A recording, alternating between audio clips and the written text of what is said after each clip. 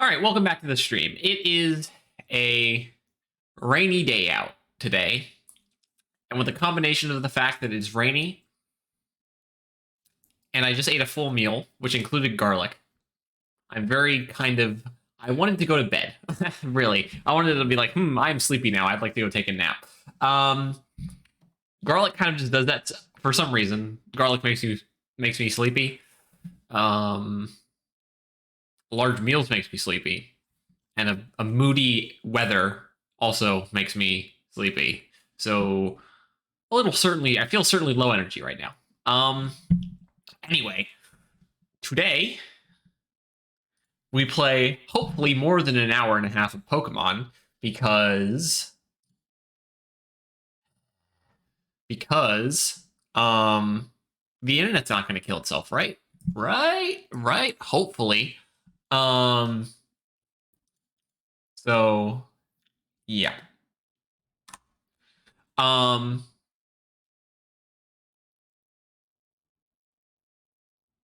Yeah, I definitely feel low energy. Anyway, let's get that. Could you work, please? Please? Please? Could you capture? Just be consistent. There we go. Cool. Thanks. All right. There we go. We're back. I accidentally went in and out of the ladder, so we're still in the same place. Still got our guys. But yeah, nothing. I don't know. Anyway, yeah, let's just keep going. We're in what? Mount Moon? It's called Mount Moon, right? Moon Cave. Mount Moon. Okay, cool. So I haven't gotten to the bottom of that, huh? No, it still happens sometimes. It's persistently inconsistent is the best way to put it. It keeps happening, but it doesn't happen often enough for it to be super noticeable until it happens during the middle of a stream. Oh my god. Which is okay, no, that's not true. I sometimes notice my internet dying. Okay, can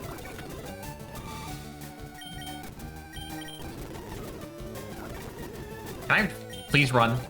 These Zubats are going to... And Zubat being a pain in the ass in a Pokemon game, stop the press.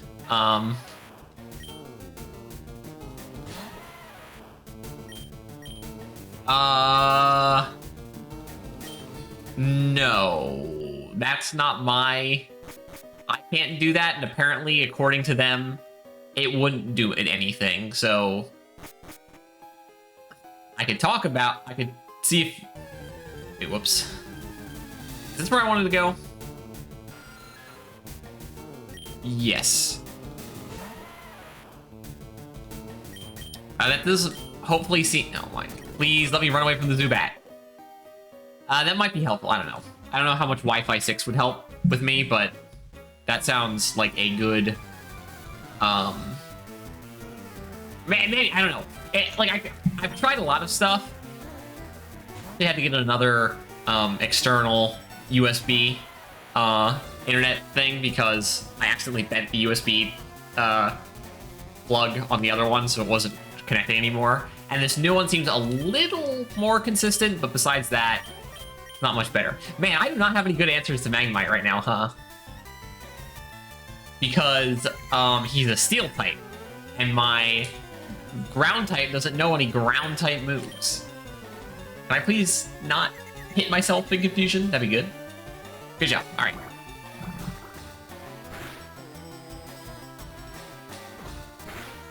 Oh, does he not have Thunder Shock yet? Please don't hit yourself in confusion.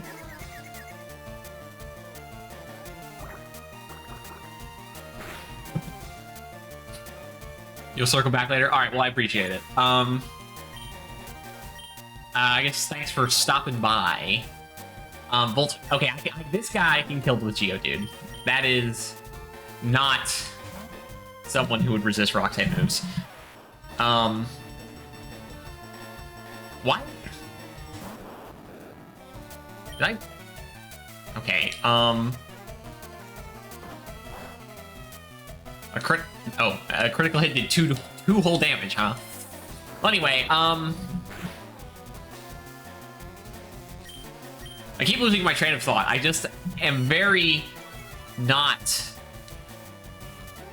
Man, I just do not feel... Like, it's not that I feel bad or anything, I just certainly don't feel as...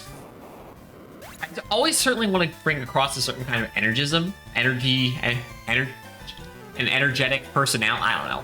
But not, like, insanely energetic. Like, I'll see certain streamers acting completely insane. That's certainly not the way I want to go about it. But I certainly want to seem enthusiastic, I guess is the way to put it. What? Okay, well... I want to seem enthusiastic.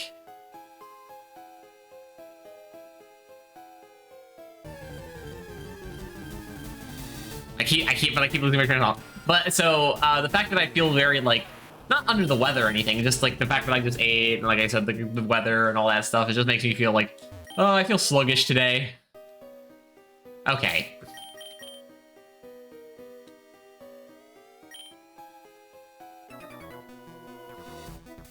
There we go. That'll work. I don't know what was wrong with that.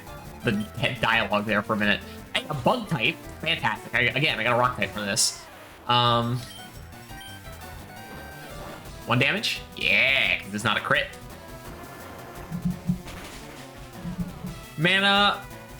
So, the team... So, I want to do some quick... yesterday... No, not yesterday. Yesterday we were playing with Salt and Sanctuary. 2 days ago, when we were last playing Pokemon. Really go much... We didn't really talk about the game in and of itself very much. What did it say? Weedle? Oh no, Caterpie again. Because we were talking about Pokemon manga and some kind of game topic, but broad game topic, but I don't remember what. Also, my complaints about later Pokemon games, I think, came up. Anyway, we didn't talk about the game very much. So, I feel like that's definitely something I should, at the very least, cover this time. Because, well, so... Gen 1 is in a kind of unfortunate place, I would say. Because the best Gen 1 game is this one. By far. Original Gen 1, like I've mentioned, is not something that's really that enjoyable to go back and experience, unless you're really dedicated. So bad. And then Let's Go Pikachu and Eevee, it's like, it's there. It's like, if you want something different, that's not the regular core game experience of Pokemon. Oh, we could have just gone around. All right, you know, we're really close to the entrance, so this will be our turnaround point. We'll go back to the Pokemon Center now. After this, we're gonna, like, use potions and stuff to keep ourselves topped up. Okay. Okay. Yeah, I gotcha. You're a piece of shit, Zubat. I already understood that premise. Anyway, so this Gen 1 is an unfortunate place because its best game is a Gen 3 game.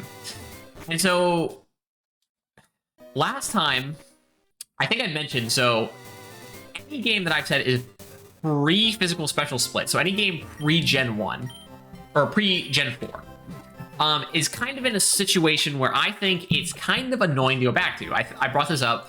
Certain Pokemon kind of get screwed over by the lack of fire-type moves not being physical. All fire-type moves being special, and there's no physical fire-type moves. All flying-type moves are physical, not all flying-type moves are special, and so on and so forth. Oh, and the way you memorize this, how you know what types are physical and which types are special, is every type of Pokemon that Eevee evolves into that existed before Fairy, because obviously Fairy didn't exist back when the pre-physical special split. So everything that Eevee evolves into, so Fire, Water, Electric, Grass, Ice, Psychic, Dark, and then also Dragon. You just gotta be like everything Eevee evolves into, as well as Dragon, are all special. Everything else is physical. So Ghost, Rock, Steel, Ground, Flying, Normal, Poison, Bug. I'm not forgetting anything, am I? And then I've seen like ROM hacks, which will put Fairy into the game. Which they typically make Fairy a special attribute type, which would stick with the theming of everything Eevee evolves into. It's very convenient that it ended up that way. But, so Gen 3 is the best,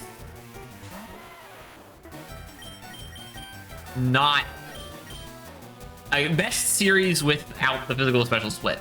Like, because obviously it's the most recent one.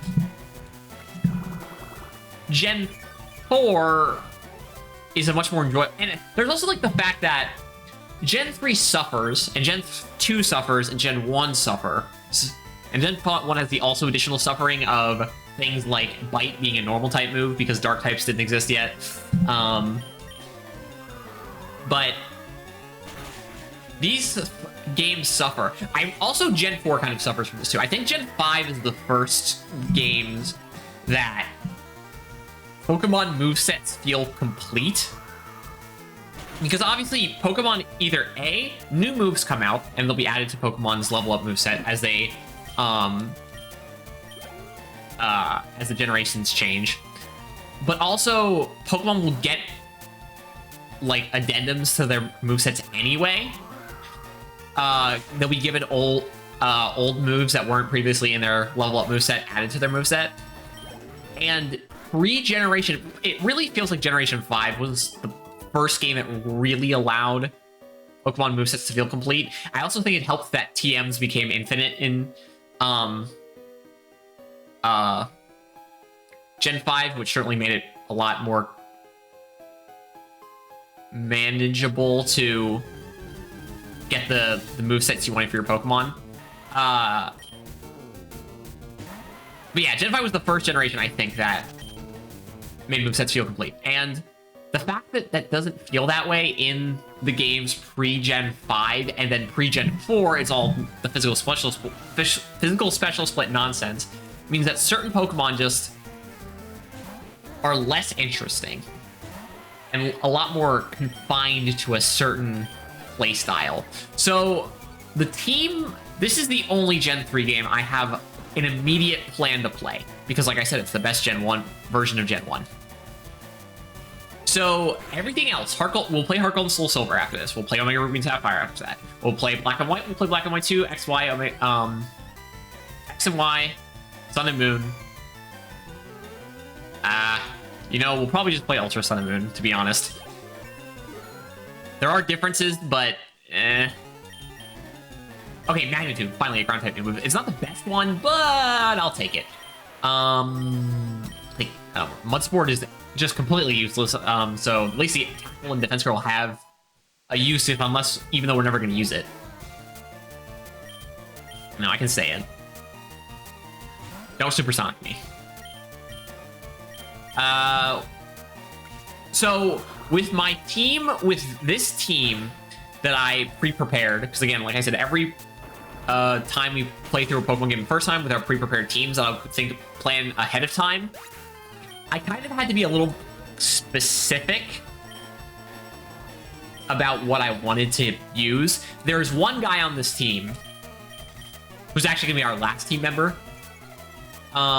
who kind of doesn't fit the role quite properly because of the lack of level up movesets options, and also typing kind of screws him over, but it should be fine. And it's a Pokemon I've never used before. In fact, from what I remember of the Gen 1 team I made, I've used Blastoise before. I've used Geodude before, the only time I've ever used Geodude in a playthrough was in Gen 7, so I ended up with a Alolan Geodude, so it's a bit different. And I've used Pidgeot before in Heart Gold and Soul Silver.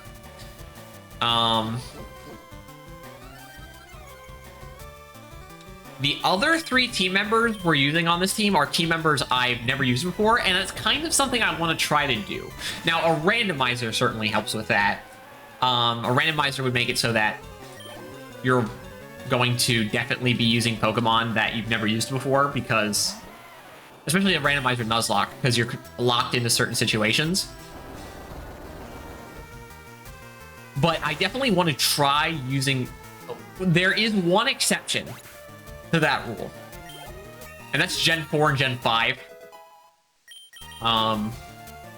Gen 4, because Gen 4 honestly has a pretty weak roster, even in Platinum. The roster of Pokemon it feels like you can get is kind of weak in certain areas, to where, yes, we're going to be using Staraptor in Gen 4. Also, because I don't think there's any other games where using a Staraptor makes sense. Like, it's not available.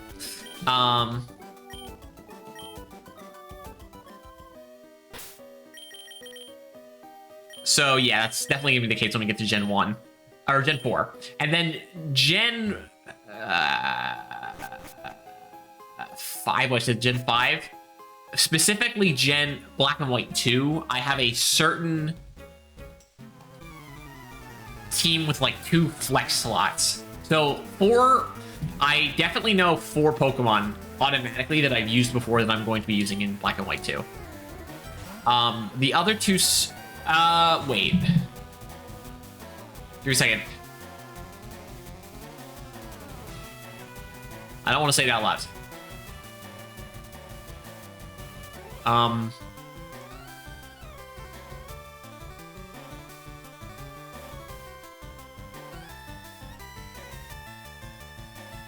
One flex slot, actually, I think.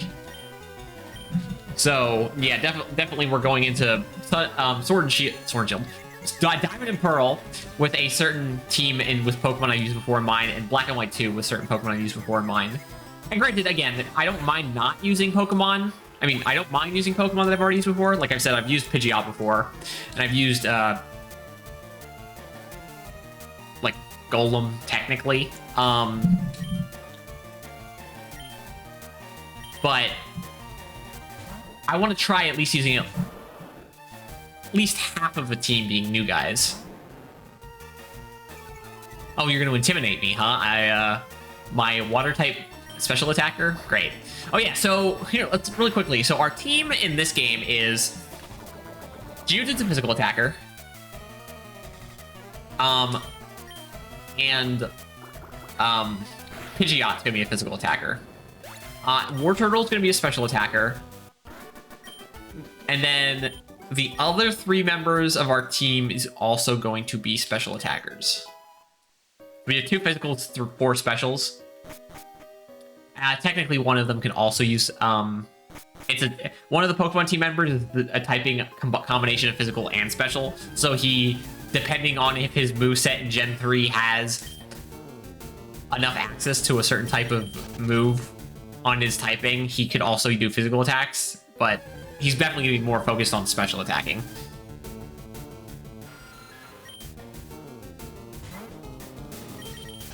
Also with the caveat that I keep saying he automatically with each Pokemon.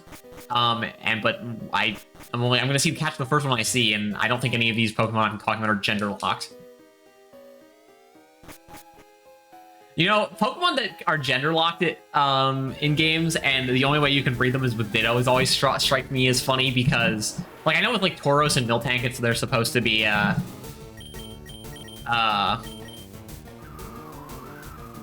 the same thing as like a cat, like a regular cow, like what, a steer I think is what a female cow is called, and a bull. So that's supposed to make sense, but then that's not how the game mechanics work. And also, how would Pokemon that don't make sense like that have offspring? Whatever. I guess that's why Ditto exists. Which way is the not way? I forget. I think up is the not way. Man, it's nice leading with Pidgey because we can actually run away from Zubat. What a novel concept. Yes, alright, cool.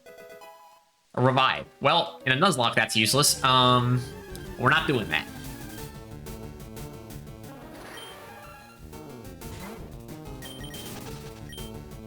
So running, I don't know how it works in every game. I assume it's different because again, Pokemon will change the numbers around for how different things work. Catch rate. I don't know how inconsistent catch rate is throughout the series. I'm pretty sure catch rate's one of the more consistent numerical values. But I don't know if they so I don't know how they change this throughout the series. But running away from a battle, a wild and Pokemon encounter, is based on your speed stat. And if your speed stat is higher than the wild Pokemon, you have a better chance of running away, which is why I was having a pain in the ass time with Geodude, because he was slower than the Zubats, obviously. And then Pidgey's able to do it because Pidgey's much faster. Hey, the next guy we had to level up is Orturtle, and they send out the correct guy.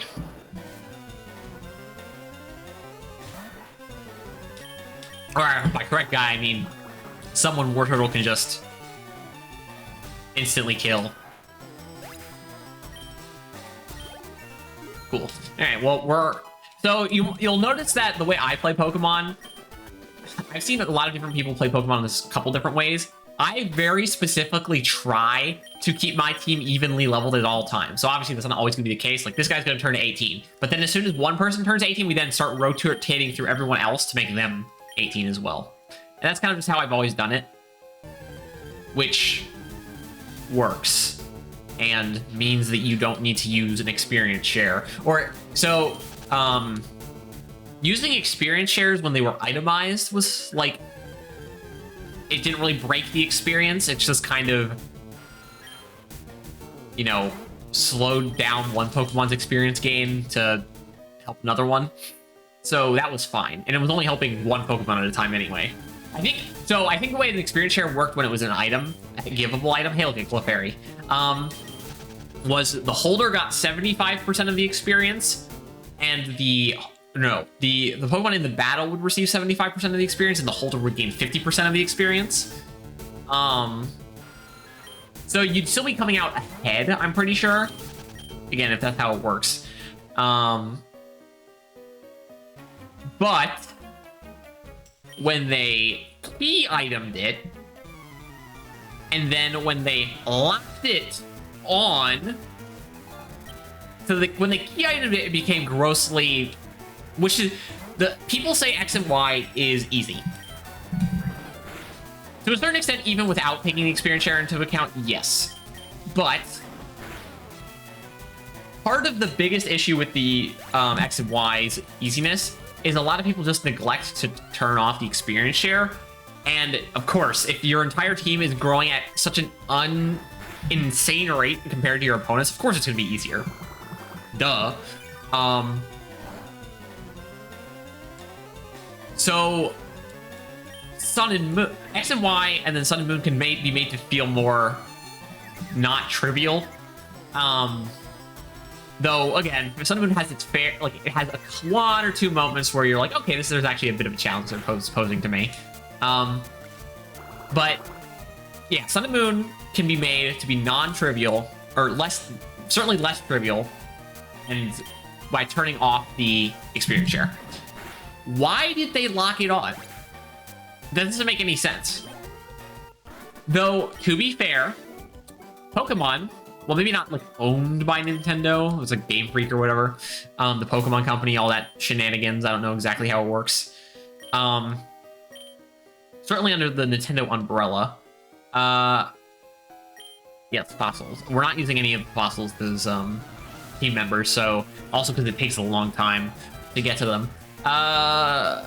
In fact, what generations are the generations where I would consider using fossils? Gen 4? You can get fossils right after the second gym leader, or even before the second gym leader, I think. I have no clue. I don't remember at all when you get the fossils in Gen 3. I suppose you could do fossils in Gen 6. I think.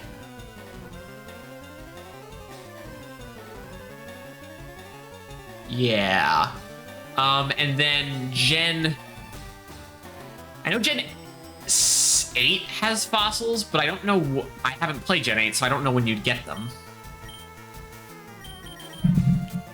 So there is that factor. But yeah, definitely using a fossil on your team in Gen 1 kind of sucks, because you have to wait a long time before you can revive it. The 7th gym leader, aka before the 7th gym leader, to be fair, but it's in the 7th gym leader's town.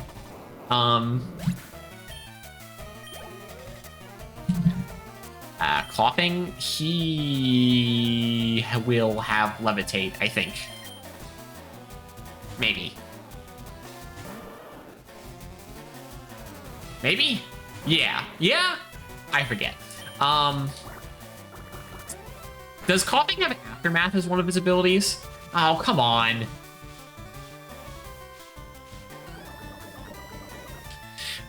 I don't remember. That also, doesn't aftermath, it's kind of like rough skin, where it has to be a physical attack that finishes you off, or else it doesn't trigger.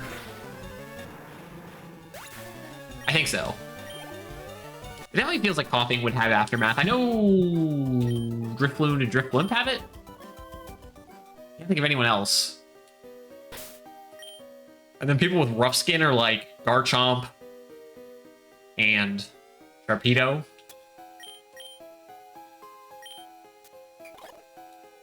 Yeah. Yeah, I don't... Also, this game... I don't know if it's Gen 3 as a whole. I don't remember Omega Ruby now... Or Ruby and Sapphire, because it's been a long time since I played them. But I don't like... What's this one? Helix? Dome? I don't care. Just give me the Dome one. We're not using it. Anyway, what was he saying? Oh, hey, look, an antidote. They knew you'd get poisoned from fighting that guy. I feel like I missed something in there. Oh, well, it's not that important. We don't need... These are the Mega Punch and Mega Kick guys. I don't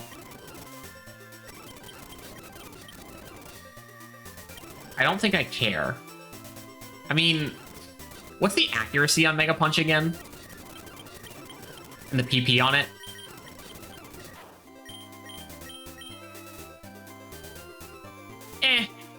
I don't think I care. No, delete. Nay, we're not learning it. Mega Punch is not what I'm looking for. Yeah. Oh, Roar, my favorite move. Oh, we can't get to the list lady right now. Anything else over here before we drop off the face of the earth? AKA down here. Okay,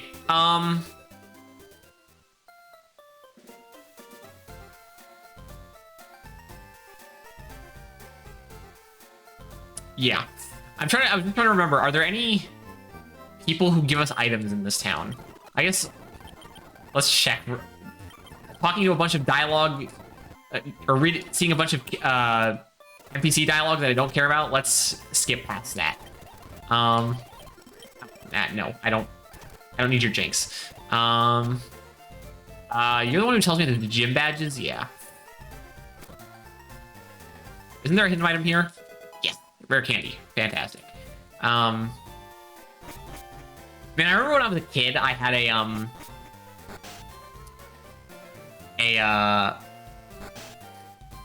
action replay for my DS. And I was like, oh, I can do the you have any answer? Sure, why not? Outer jar? Okay, sure, whatever.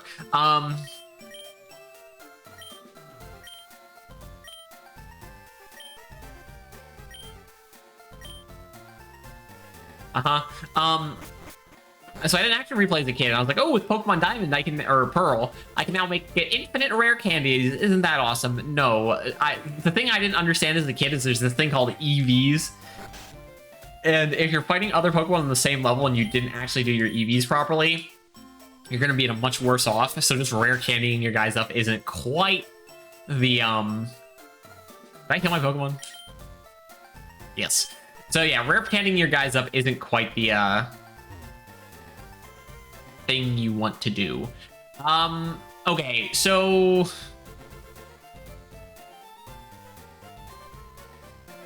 I don't know if we're leveled for this. You know, I kind of...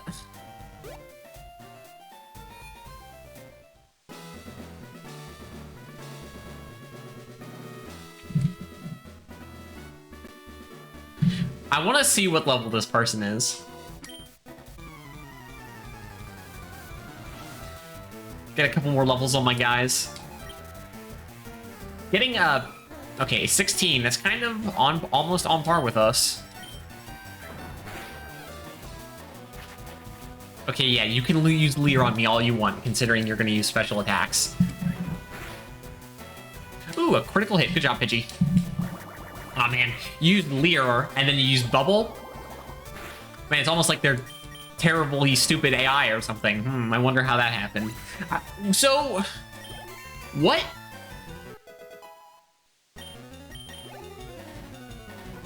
Shelter? I guess we could try to use Wordle here. What determines whether a Pokemon trainer's AI is good or not? I have no clue. Can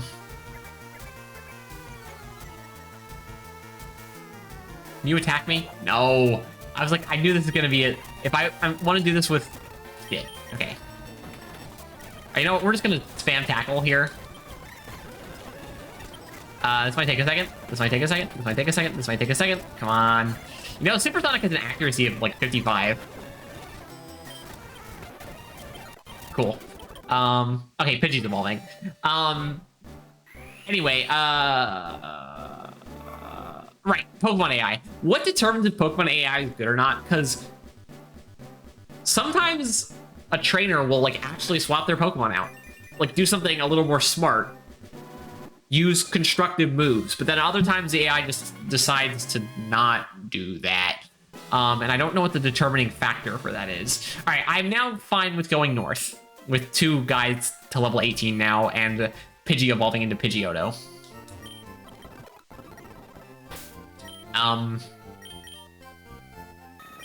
He's much better now.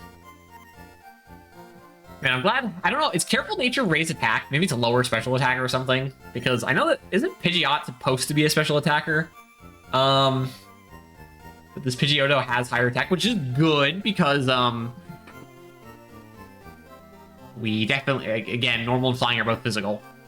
Getting a modest Wartortle was cool. And then I don't know what Rash is. I think Rash raises attack. I have no clue. Whatever. Let me out of here. Okay. I will kill you. Alright. Hey, look, it's blue. Anyway, yeah, this is why I wanted to maybe go fight a gym trainer real quick. Because this... what are his levels? Okay, so we're actually exactly on par. Mostly, so if you do any wild Pokemon fighting at all, it's like me getting Geodude up to par with Wartortle and Pidgeotto, I would have had a couple level higher Pokemon probably, but I don't do that at all. So, yeah.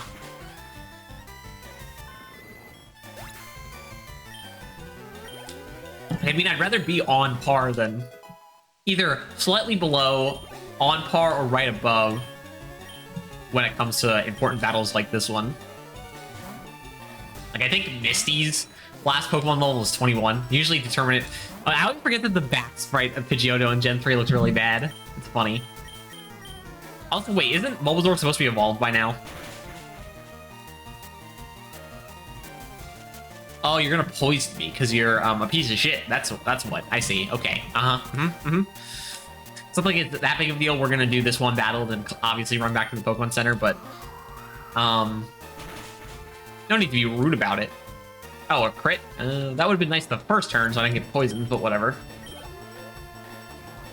Abra. Guess we can give Wartortle a chance. I mean, what's the level 16 Abra gonna do? Yeah, that's what I thought.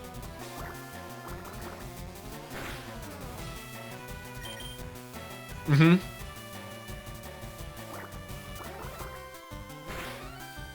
Cool. Anyway, nice Pokemon you got there. Seemed really helpful. And then Rattata of the Rattata variety. Yeah, we can send it our guy who resists everything you got. You don't have Super Fang yet, do you? When do you get that? Magnitude. Super Fang's the one that cuts in half, I think. And Hyper Fang just has a decently high base power. I think. Anyway, cool, easy. Again, we were, I think, right on par there, so that was good. I went to Bill. Yeah, shut up. Okay, you're still talking to me. You gave me the fame checker. What does that even do again?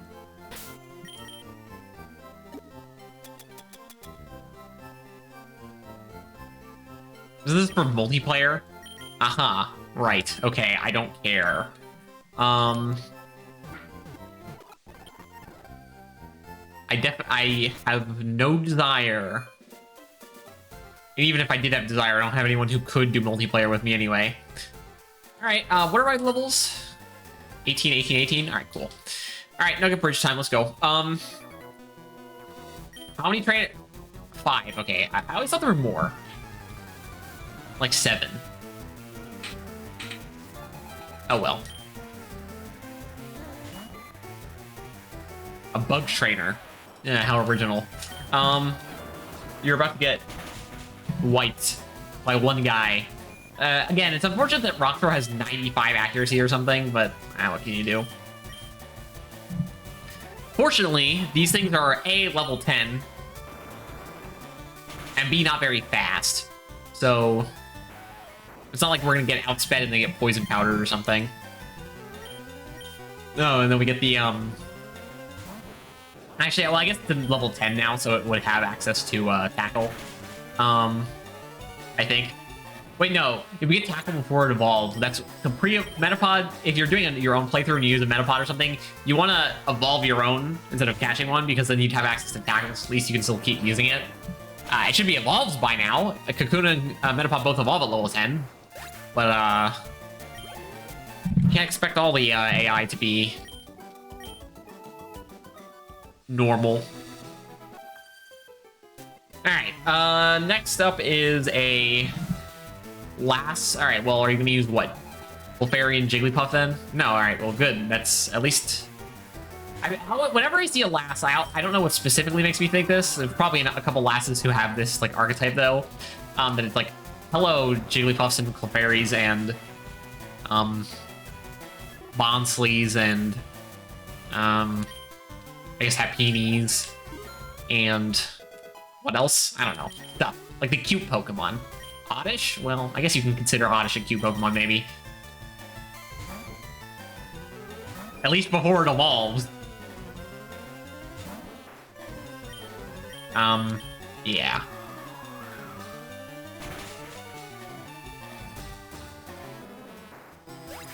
Did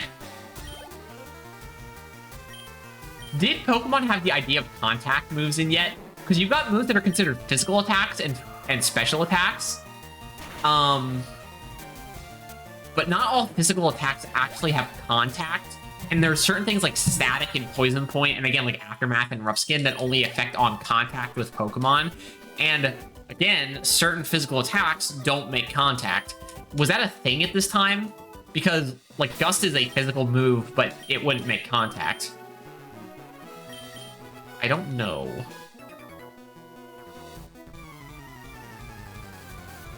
Like, Liquidation, that's a later move, but Liquidation is a physical move.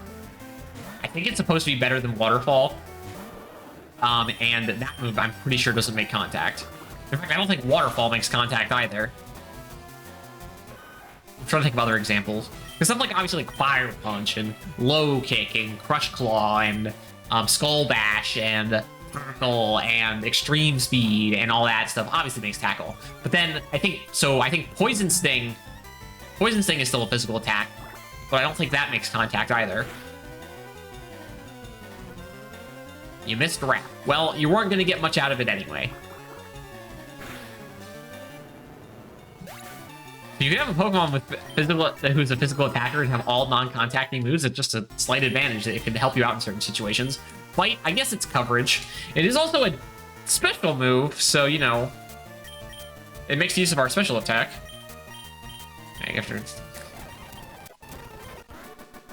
Alright, well.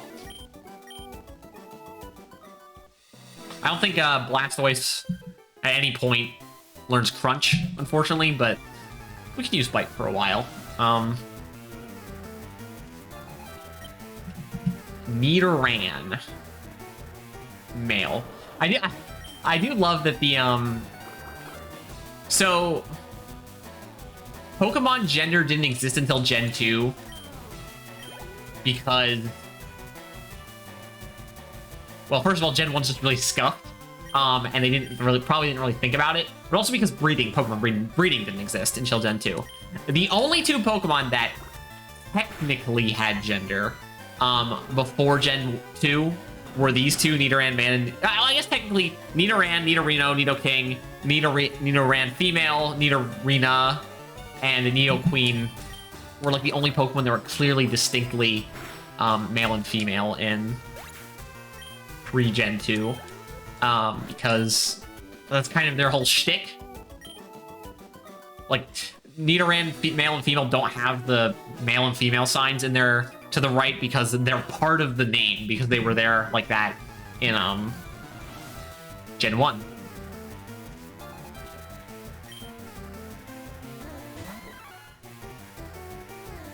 Level 18 Mankey, huh? That's when is Geodude evolve? I think like 25, huh? It's still gonna be a little while till we get him evolved.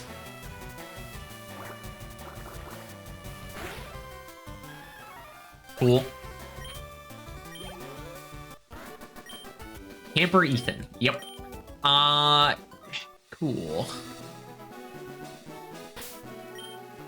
I'm going to switch here. I'd like to kill this last trainer before we get back.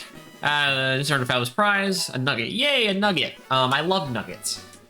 Like a nugget of information. I think they make that joke in actually a Pokemon game. There's like a guy who gives you a nugget, and then here's also a nugget of information. I think they make that joke. I don't remember what game that is though. Would you like to join Team Rocket? You want to be a criminal? Do you want to be a villain? Well, we did do an evil playthrough of Star Wars. How am I drawing a blank on this? Knights of the Old Republic. So why not? But they don't give you the answer. I think there's certain games that I think in the original game you can say yes, but then they're like, are you sure? And I'm like, yes. And they're like, are you sure? And you say yes. And then you say, are you sure? Because obviously, like, that's not actually gonna happen. It's a shame. I don't know. Is Team Rock? What would you consider to be the most evil of the evil teams?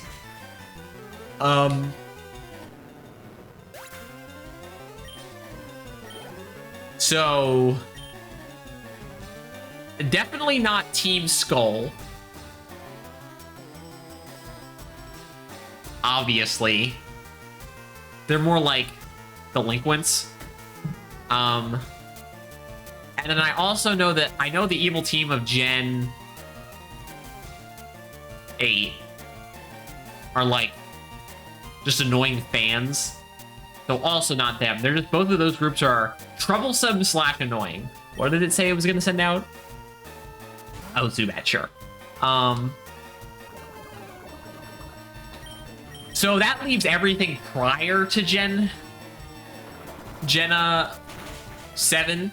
Because I don't know what Gen 9's evil team is at all.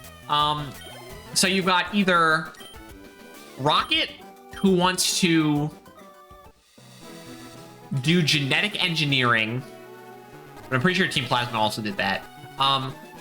So yeah, because Genesect, right? So you got Team Rocket and Plasma wanting to do genetic engineering.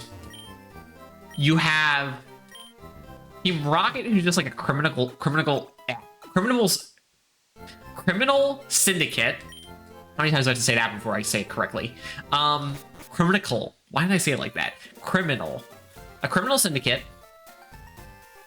who really doesn't have any morals or ethics, which is certainly evil, but then you have Team Rocket again. Oh, good. In Gen 2. And they're just kind of stupid. Definitely Team Rocket in Gen 2, well, maybe the same organization, certainly feels less evil. Then you've got Aqua and Magma, who are eco-terrorists. So they're obviously deluded and idiots. And obviously they think they're right, and they're doing a good thing, but obviously both are doing something and kind of neglecting another group of people, which is evil to a certain degree, but again, it's like, I definitely say Team Rocket is more evil than Magma or Aqua. Then you've got Galactic, which I don't remember how much they know Cyrus's plan. I'm pretty sure the admins at the very least do.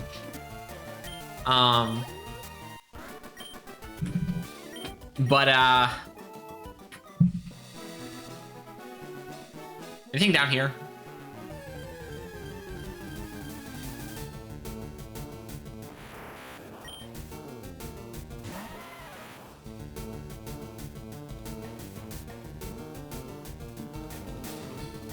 Say hello to our 5th team member.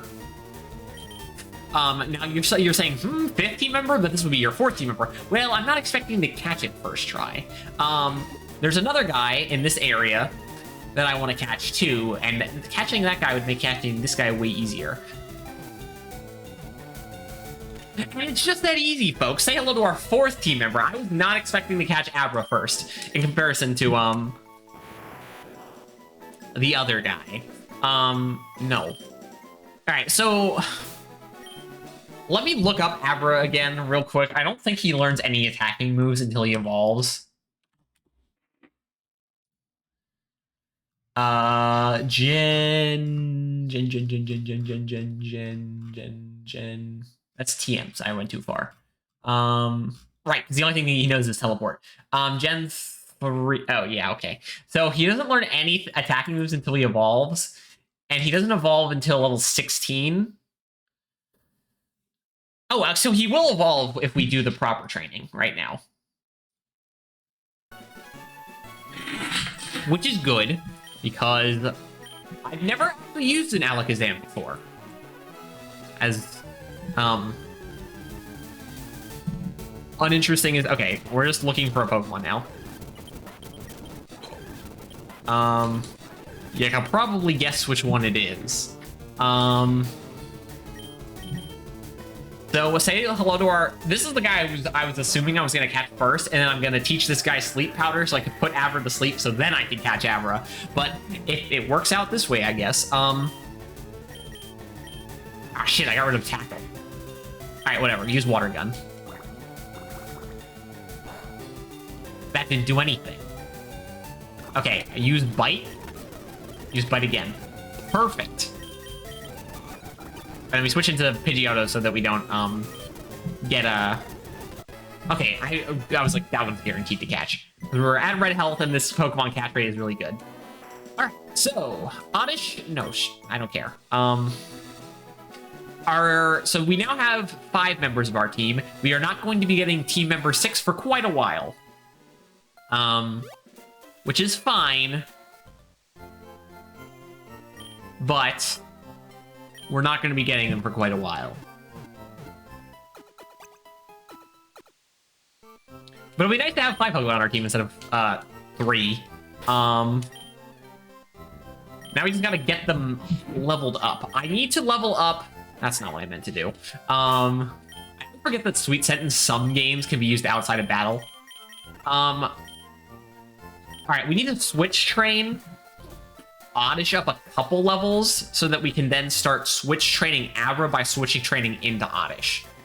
Because obviously there's... Okay, so there's trainers up here. Yeah, okay.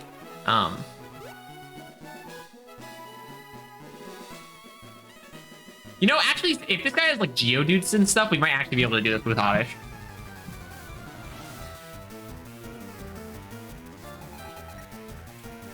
Ah, Machop, never mind.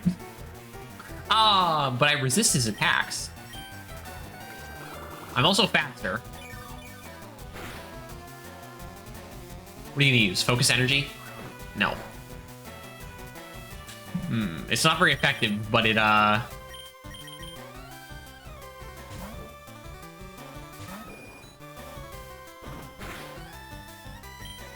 still am 2 levels lower.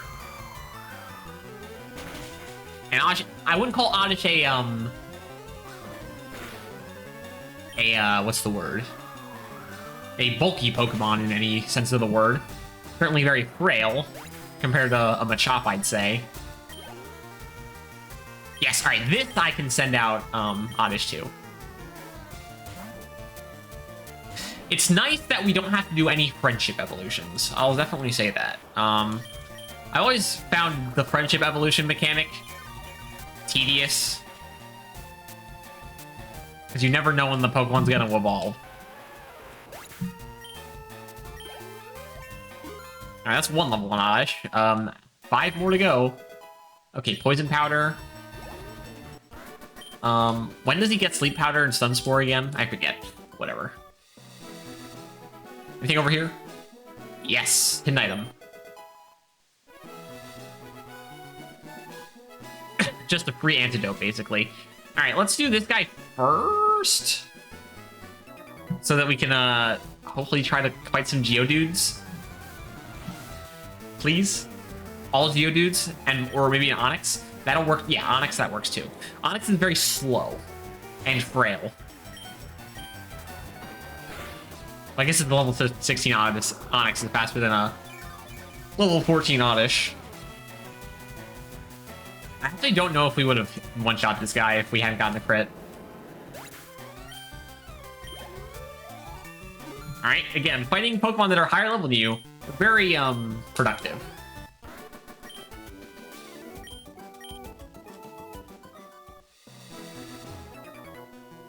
Alright, I probably should run back and get Pidgeotto healed up, huh? Oh well. Anyway. So... I guess I want to talk about...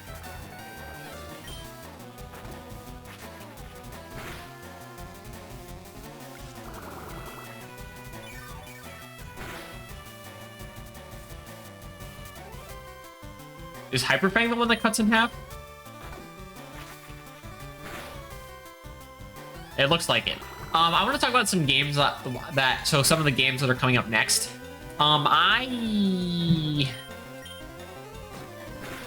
So, there are a bunch of game series that I want to play. Zelda comes to mind. Zelda and Fire Emblem share a certain, a lot of game series I want to play in order. Of release, to the degree of remakes kind of coming into play here and there. But Fire Emblem and Zelda are 2 series that I see as kind of unique in the respect that they are very much franchises that I do truly believe they're some of the few franchises where you can play in whatever order you want. Now, I'd recommend starting with not the oldest Fire Emblem or the oldest Zelda, because goddammit, I'm not playing Fire Emblem 1, there's a remake of that. And the oldest playable Fire Emblem is Fire Emblem 4. But starting with that one didn't seem like a good idea to me. But anyway, yeah, so Fire Emblem is definitely a series where I feel like you can play in whatever order you want. I would recommend starting with not the most new games, though, because I think the most new games, for the most part, are kind of bad. And only kind of... They're more enjoyable if you know the mechanics already. You can find the differences and then work around those differences. And then Zelda is also kind of that in that regard, except for the fact that I don't think modern Zelda games are bad. Because what, the last 2 Zelda games were what? Breath of the Wild and... Well, Skyward Sword, really, huh? Or I guess Link Between Worlds came out after. So, and also the Ocarina of Time and Majora's Mask remakes also came out after. Those are just like graphical upgrades for the most part. I think there's like 1 or 2 mechanical changes in those games. I think there's a couple more mechanical changes in Majora's Mask and Ocarina of Time. Anyway, so the last couple of Zelda games are Breath of the Wild, and then there's a pretty big gap before you go back to the last thing. Like, oh, you've got a couple side games like Triforce Heroes and the other one, Hyrule Warriors. And there's also that new Breath of the Wild Hyrule Warriors, I guess. That's after Breath of the Wild anyway. But yeah, so Zelda, I don't think any of the newer Zelda games are bad. But I think Birthright, from what I remember about Birthright, is it's boring. Conquest and Revelations I have not played, but I've heard good things about Conquest gameplay, which is surprising. But I've heard that I know all the Fate stories suck. I don't. Yeah, it is obvious. Echoes is good. I think Echoes is good. Thank God. But then again, it is a remake, so it had a good foundation to work from. And then Three Houses was boring and uninteresting and moving in the wrong direction, in my opinion. And Engage is the same thing, but worse, moving further away in the direction I don't like. So I definitely think playing an older Fire Emblem game, but not the oldest Fire Emblem game, is a good place to start, which is why I started with 7 on the Twitch stream, that is. But most other game series besides those two, I want to play in an order, like release order. And that comes with problems with certain game series, because there are 3 game series that are very, well, varying degrees of length. One of them's like long in the sense of it has like 7 games I want to play, so that's not like super long, but it has a decent amount of games. One of the game series is, the other 2 game series have like 20 entries that I want to play. So definitely storied franchises, those 2. And then the other one's like 7 games I want to play, so it's not that much. 8. Not that, 1 more. Maybe more, I don't know, but it's still not even close to as much as the other 2. So the problem is 2 of these, there's 3 game series that I'm talking about right now. 2 of them are game series that are about to be games I want to play the first game in the series. The only thing that's kind of unfortunate is I've already played the first game in both of these series, because these 3 series that I'm talking about are 3 series that in high school I was like, I want to get into these, but this was when I started being like, I want to try to start with the older games. So I played the first 3 games in each of these 3 series, and the first game for one of the series was actually good. Also, it has a remake, so we'll be playing the remake instead, which helps. One of them actually also has a remake. It's the weirdest. The fact that the game in one of this series, and the series I'm talking about right now, we're not playing anytime soon, because playing that game is going to be such a pain in the ass. Oh, hey, Blaze. But we're not playing that one right now, or anytime soon. And then the last one that I'm talking about, which is one of the 2 that I'm about to be playing soon after this, is a game that I really think should get remade. The problem is the company that owns this game kind of sucks now. And the first game is kind of rough. So yeah, there definitely, with my desire to play stuff in order, there's going to be instances of, we have to play the first couple games in the series. Well, to get to the games I haven't played before, we're going to have to start with the ones that I have played before. It's just, like, there's this desire that I really want to play on-stream games I haven't played before. Like, playing Salt and Sanctuary had been great. Playing DMC had been great. Playing Yakuza... Again, Yakuza always... it was a good game. It felt like that was 100% of the game to play with an audience. Or by yourself, maybe. So you could focus on it more. So I definitely don't think I gave Yakuza the best light. But so playing DMC was great. Playing the King Knight campaign was great. Playing Salt and Sanctuary has been great. We're not done with it yet.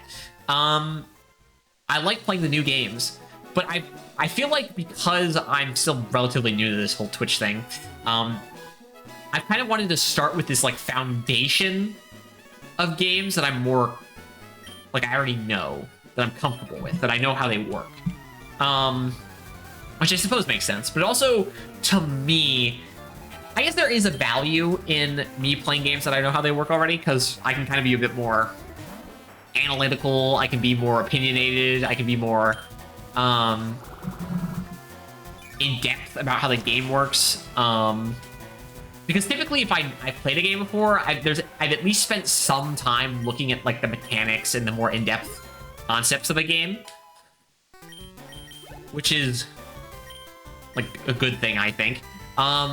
So I can certainly bring out across in a stream about those games, but I definitely think the streams more talk about the game. Sure, I suppose. But there is a magic to playing a new game, and I definitely think that the years of 2019, 2020, 2021, and 2022, so those 4 years, 19 to 2022, I didn't play very many new games during that time period. Everything I played during that period of time was either me trying to go back and finish games that I'd started before and hadn't finished, or if it was a new game, it was a game I spent a lot of time playing. Like, I will definitely say that I played Yu-Gi-Oh! A small, tiny amount on stream one time, because I was like, might as well. Master Duel specifically. And Master Duel came out at the beginning of last year. I have, here, let me quickly go to Steam. I have 341 hours in Yu-Gi-Oh! Master Duel. That's not a lot by other people's standards, but I definitely have a lot of time put into Master Duel, because I was like, this is a fun thing to do. I try to play Master Duel every day, because I don't like spending money on that kind of game, so if I keep doing the dailies, I should never have to spend more than a little bit of money. Have I spent a bit of money in Master Duel? Yeah, a little bit. In fact, I'll tell you, Master Duel is the first game I've ever spent any money in that isn't like DLC and stuff. I've never bought cosmetics or like just other stupid microtransactions in other games, but it's mostly because Master Duel is like Yu-Gi-Oh! Where you have to spend money to play the game in real life anyway, which I also do, so there's that. But yeah, any game that most of the new games I played from 2019 to 2022 were games I spent a long time playing. So going back, once I'm done with what I feel like is what I want to do for my foundational games on Twitch, once I really start tackling games I've just never either heard of before, because I try to look for games that I've never heard of before that look interesting, or they're games I heard of but don't know a lot about, or they're games I've heard a lot about but I've heard they're really good, but I've never experienced it myself. Once we get to that period of time, I'm very looking forward to that, just because of how good Salt and Sanctuary, King Knight, granted, King Knight really shouldn't count too much, but I'm still including it. But Shovel Knight, or King Knight, DMC, Salt and Sanctuary, and Yakuza were. I guess technically Halo 1 was kind of like a new game for me, because like I said, I'd never really played all the missions in there before. But yeah. Anyway,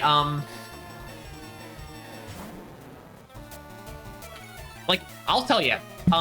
So what did I know about Salt and Sanctuary? I'll real quick about Salt and Sanctuary since we're still playing that. What did I know about Salt and Sanctuary going into it? Well, I knew it was like a 2D Dark Souls, basically. I've heard it is one of the most... I've heard Salt and Sanctuary described as one of the most Dark Souls cloned of Dark Souls clones that's ever been a Dark Souls clone, which I definitely can feel. It feels like Salt and Sanctuary is just 2D Dark Souls.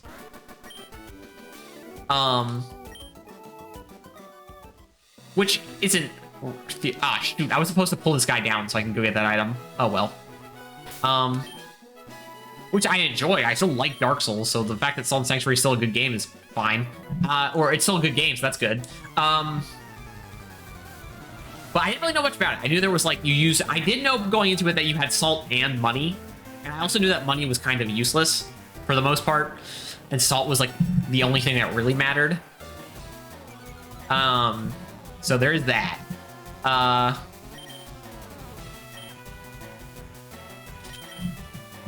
But besides that, I really didn't know much. Besides the basic idea of, oh, a 2D platformer is going to kind of make certain bosses harder because you have a lot less space to work with. In a 3D game, typically, you're going to have 2 dimensions of space to work with. Because you're going to be able to go on the X and Y axis, or the X and Z axis. The Y axis in most 3D games isn't usually available for you to, like, dodge stuff, but sometimes it is. In a 2D game, you really are only going to get either your X or Y axis at a time. You typically don't get both. So that will make bosses harder in certain respects. Though, to be fair, when like with that witch boss we fought yesterday, once I started learning that you could jump over certain attacks, that was an instance of, like, it was probably one of the first bosses I really recognized in that game where jumping over an attack was something I wanted to do. Most of the time I was rolling through.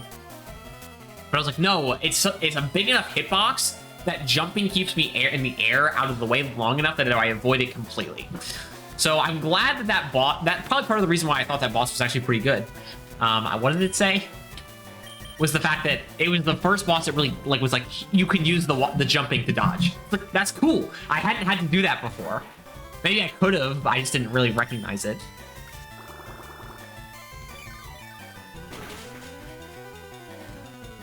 I do like getting all my health back. And then getting stolen from me again. Alright, well, so Oddish is almost caught up here, which means that we're gonna have to take Abra and,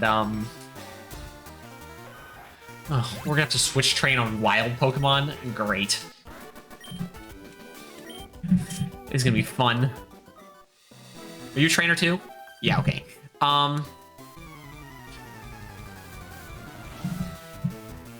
And I will also say that, going to my list real quick of games I want to play coming up, I've got 5 games that I know I want to play next. 4 of them are games I have played before. To be fair, one of them is a game I haven't played in a very long time, and by very long time, I mean like 2016, which I suppose 7 years is a long time. But yeah, again, I want to get this, like, basis of if I can play the game, the more games, because I've only played so many games growing up, especially, like, when you're a kid. Again, I was luckier than most. I got a lot of Nintendo games growing up. But you can only play so many games when you're a kid because you don't have the ability to go get what you want. It's mostly what you're given. And what you're given isn't always what you want. You know what? Send out Abra for this one. Try to get some Abra experience. But yeah, so... But once, obviously, as soon as you start making money, and you're like, oh, I can get the games I want. So obviously, there's way more games I have played than I have. It's just, obviously, the games I have played are the ones I'm familiar with.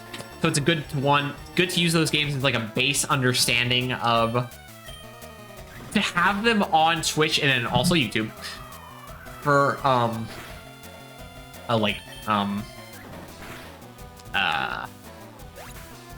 what's the word I'm looking for? For archival purposes, I suppose.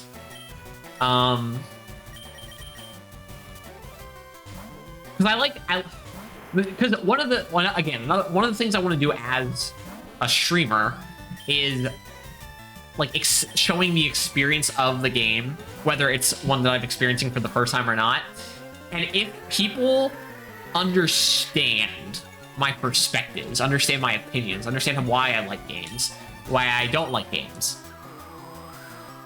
then it makes sense. Like it certainly gives more of a perspective watching a stream about a new game I haven't played before. Oh yeah, right. It's never super important, but I wanted to check. I should have checked the natures of oddish and docile. I don't know what that means. Jolly. Oh Jolly, lower special attack, raise speed. Yeah. Whatever, it's fine. Alright, do you do anything?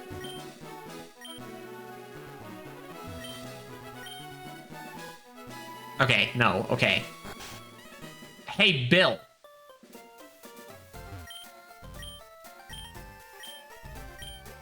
Speaking of the Pokemon manga, by the way, I'm pretty sure he turns into a rat Rattata instead of a Clefairy in the manga.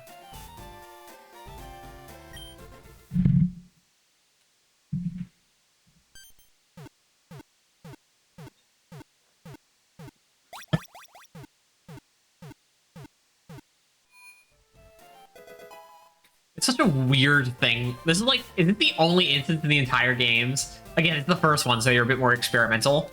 But,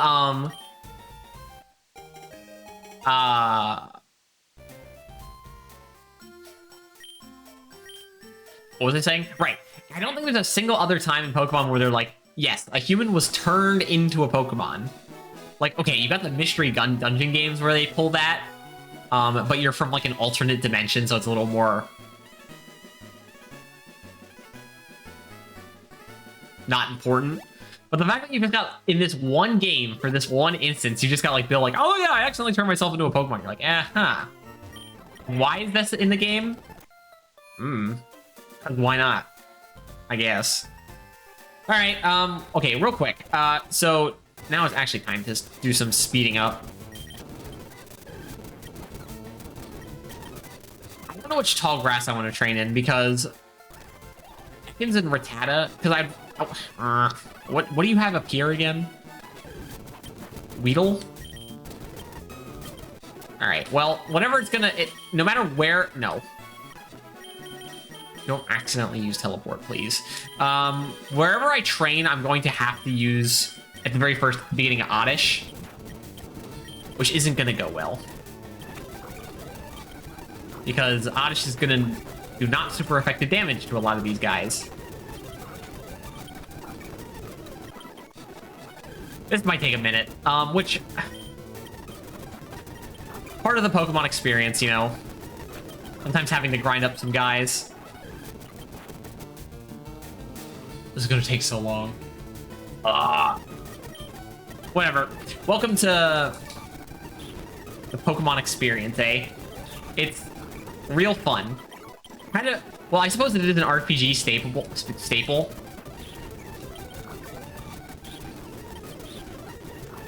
If you get annoyed because you have to do grinding.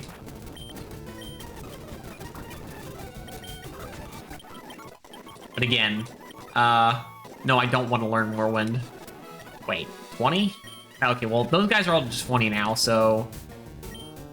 I'm not going to be able to switch train on an Abra.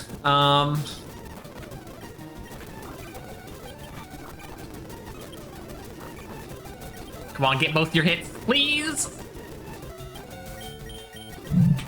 You failed me. Alright, well... We just need to get to level 16, and then we can do training of, the training of Oddish on its own. Now, let's try over here. Because at least if we fight like a Rattata or something... It's gonna take so long.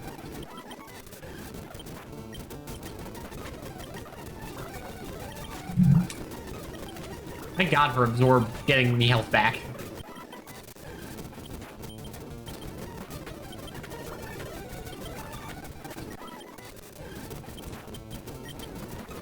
PP does Absorb have? 20? Good enough. Can we get to 16 already? We're not even 13 yet. I suppose we could...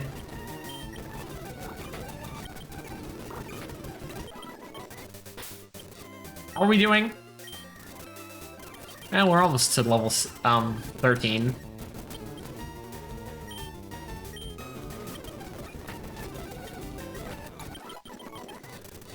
I want to have Kadabra ready to go. Alright, let's try up here. And they're high. Okay, I feel like we definitely need to go up because they're higher. They're definitely higher level up here.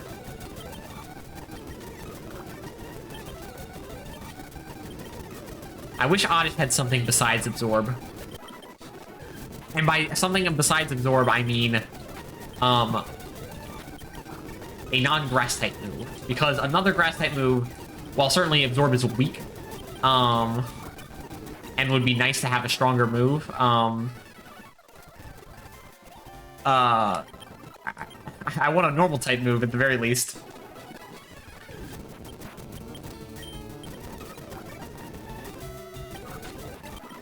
You know what?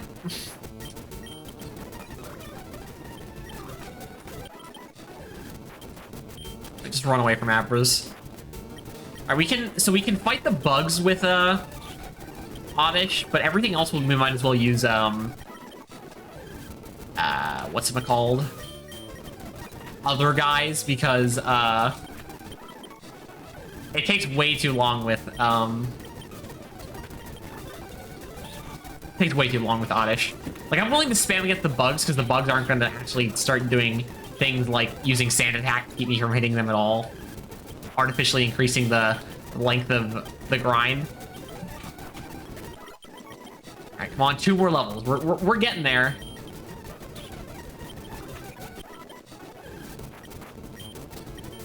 Anytime we run into an Abra, that's a dead encounter. I think running into Oddishes gives me the most experience. By far.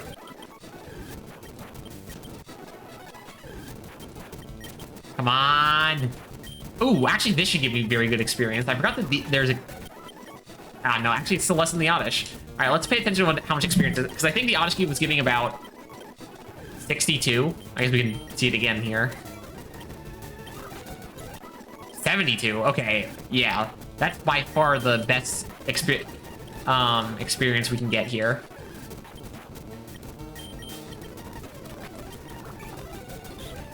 I suppose we could use Oddish on the Kakunas as well. Because I would like to try to keep getting Oddish towards one more level. I would like to keep getting Oddish towards 20, so he's at the same thing as the rest of the team. That's not what I meant to do, but let's just stick with it. How nice of that Pidgey not to... Alright, you know, we don't have enough on Gust anymore. Or on Absorb anymore. Man, it is funny to see that you run around in the grass enough and you're like, I didn't realize that, Hey, we have to swap. I didn't realize that, there are both Kakunas and Metapods here.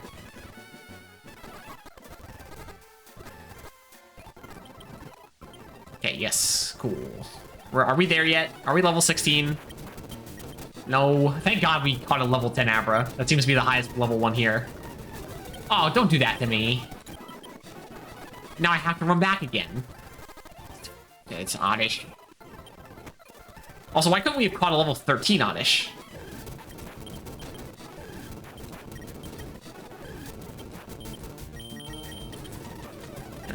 Yeah, War Turtle has the least amount of experience of our level 20 guys. Was that a crit? No, it's just Caterpie doesn't have very good special defense. Come on, give me Oddishes. Give me Oddishes. Yes.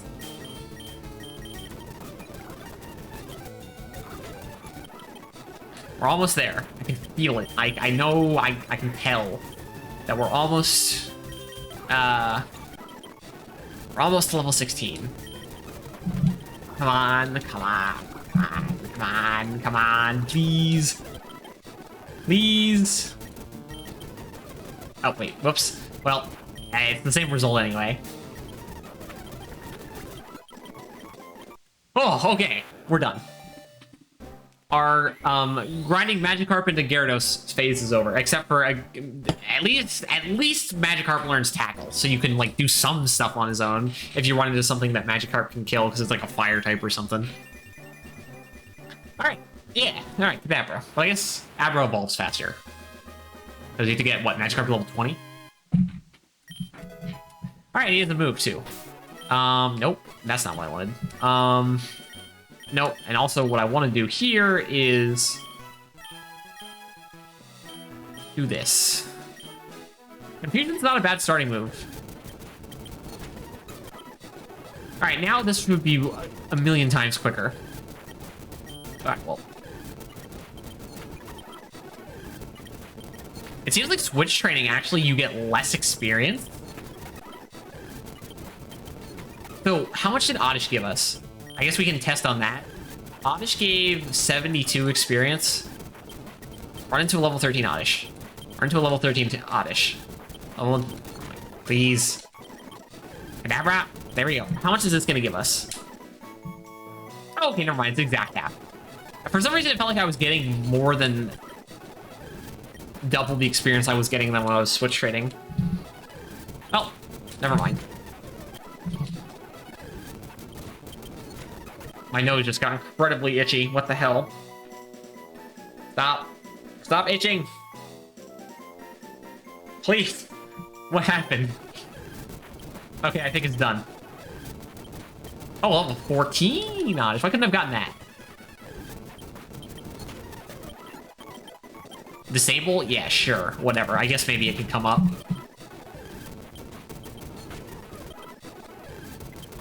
All right, well, here's what we're gonna do. We're gonna get Kadabra up to level 20, like the other guys, and then we'll just have Oddish level up because Oddish doesn't fight well against any of the Pokemon in this grass. We'll have Oddish level up to the second gym trainer.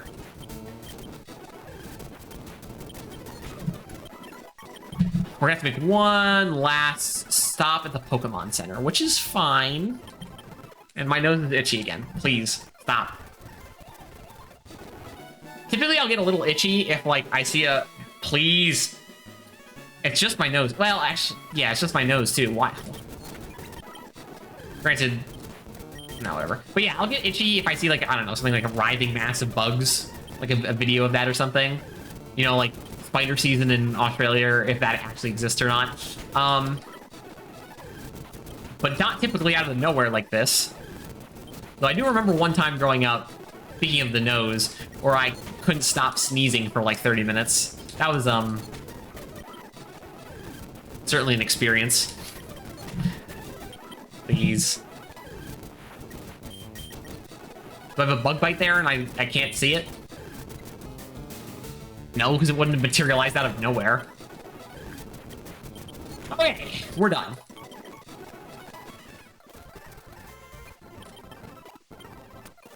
All right, we have, no, do not do that. We have 5 team members, and they are all appropriately leveled, except for Oddish technically, but that's close enough.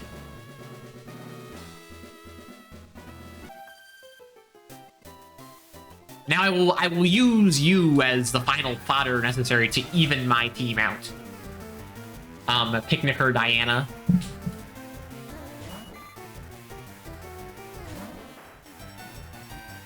Diana, wasn't there like some British royalty person? I think that was, I was too young for that to register in my memory, but there was some princess who died in some weird way. That was like a conspiracy or something. But again, having been too young when that happened, I don't really recall or know really about it. Hey, crit. Okay, that'll work. Okay, so... Alright, cool, perfect, 20. Again, I don't... When does Oddish level evolve? When does Oddish level evolve? When does Oddish... when does Oddish evolve? Now? Later? Soon? Eventually? I don't know. Alright, so... I can use... So... Kadabra's gonna kind of be useless in this fight. Because... Psychic resists Psychic. Obviously, Oddish would be the MVP, but I don't know if Starmie has... Psychic... Does Starmie have Confusion? War Turtle actually... has Bite. So, you know. Geodude is completely useless. We're not sending Geodude out. Alright, so it's Misty. Good job. Nice. New gym leader time. We probably... Say it's almost exactly an hour and a half. So that's when my internet died yesterday. Or, again, yesterday. 2 days ago. So, I suppose if we'd been making the same pace yesterday... 2 days ago... Yeah, I'm not hitting you with physical attacks. If we'd been making the same pace today as when we were playing 2 days ago, then we would be ending the last Pokemon stream with fighting Misty. I guess it's cool the way that works out. Water Pulse, that's the best you've got? Alright, well, Staryu's not a problem. And I wasn't expecting it to be a problem. Now, does Starmie have Confusion? I guess we're about to find out.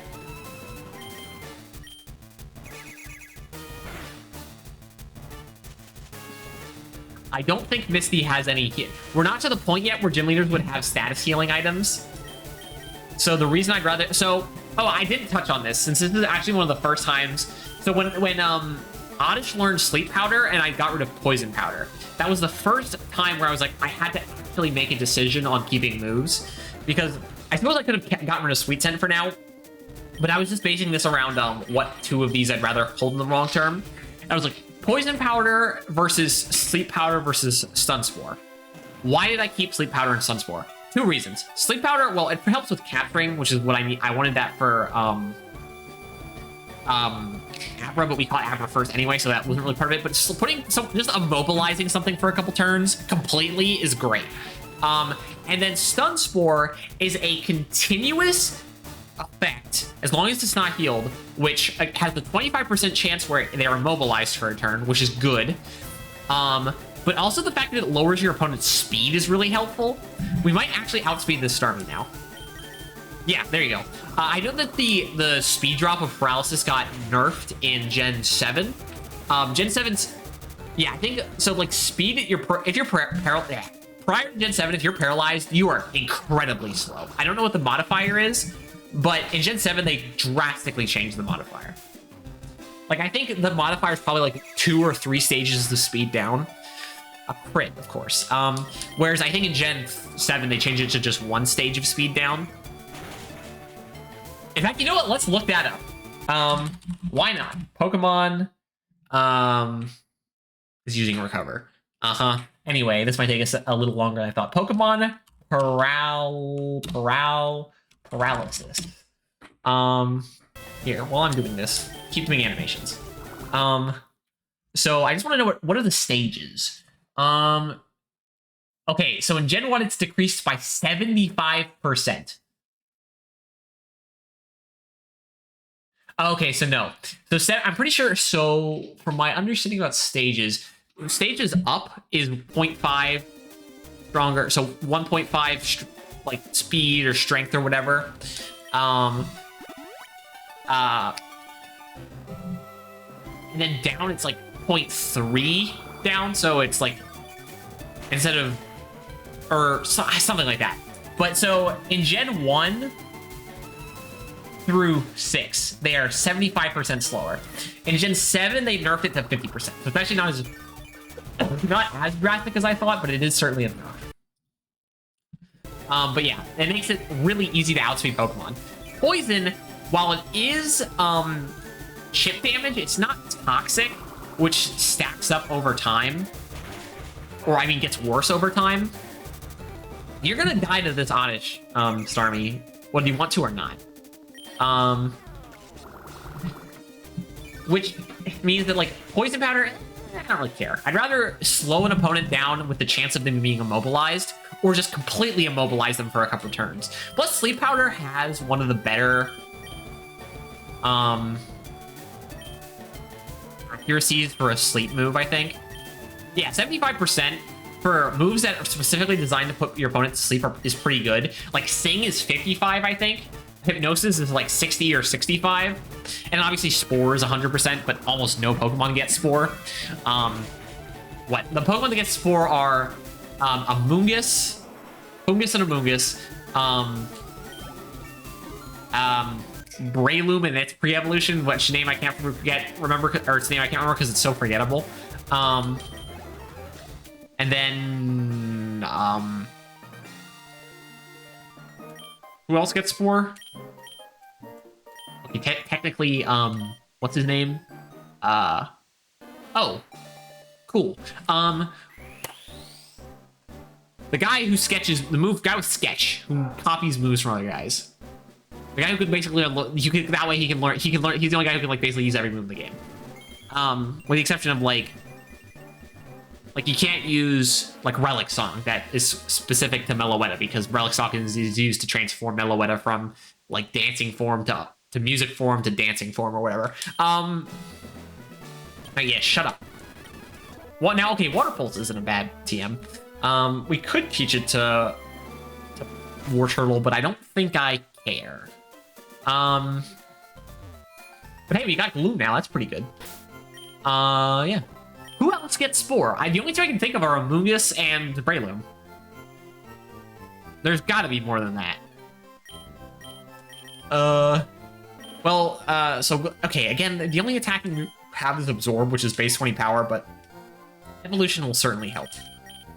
Alright, well, I guess put Geodude in the front of the party, and let's keep on keeping on. So we can use Flash, which isn't important because we can't get Flash yet, and Cut outside of battle. I guess that's cool. You don't give anything, right? No. I don't care about character dialogue. Alright. I know you get, like, Dig from this, which is bad choice of Pokemon. Cool, I guess. I don't know if any of my guys can learn Dig. Maybe Geodude. I will be honest. 2-turn moves kind of suck. Dig, Fly, Dive, Phantom Force for whatever that's worth, because no one uses. Man, of all of them, Phantom Force is the one that everyone forgets about, I'm pretty sure. Any others? Normal type one? I can't think of it. Fire type one? Can't think of it. You got like Future Sight and Doom Desire, but those aren't 2-turn moves. Those are like 4-turn moves, and they just show up later. I don't know. But yeah, 2-turn moves suck. Especially with the fact that like Dive makes, I think, Surf specifically be stronger against you, which means that realistically in a playthrough, Dive is not that big of a deal, but Dig makes it so that Earthquake was more damage to you, so if you accidentally get Earthquaked, you're kind of in trouble. I don't know, I just don't like 2-turn moves. They're kind of dumb. They also don't have 100, like, Fly doesn't have 100% accuracy, which is kind of stupid also. Why? I don't know. I think Phantom Force has 100% accuracy, though. Okay. Okay, again, he gave me Dig, right? Yeah. You give me anything? No. Where do I get Cut again? I remember. Alright, let's bounce. Oh, bounce, that's another one. I don't know what bounce. The only person I can remember off the top of my head who learns bounce is Gyarados, because it's like the only flying type move he learns by level up, which is so weird. Anything over here? No. Any hidden items? No. Wait. I just want to double check. For some reason, I feel like maybe I can get my last encounter here for some reason. But it's just, please. I guess maybe not. It's just Meowths and Pidgeys. All right, well, here's the Pokemon daycare. Who cares? Speaking of daycaring, who cares? I don't plan on using it. We're gonna use a team of 6. We're not swapping anyone around. Do you do anything? Oh, a trade? You want to trade your Nidoran male for my female? No, I can catch both of those naturally anyway. I do like the striped tunnel. It's very stripy. Do you have anything interesting? No. All right, well, then let's get out of here. Hidden item? Yeah, there's an M. A citrus berry. Better than an orange berry, that's for sure. Unless you're playing Mystery Dungeon. For some reason, the orange berry is just like a full heal.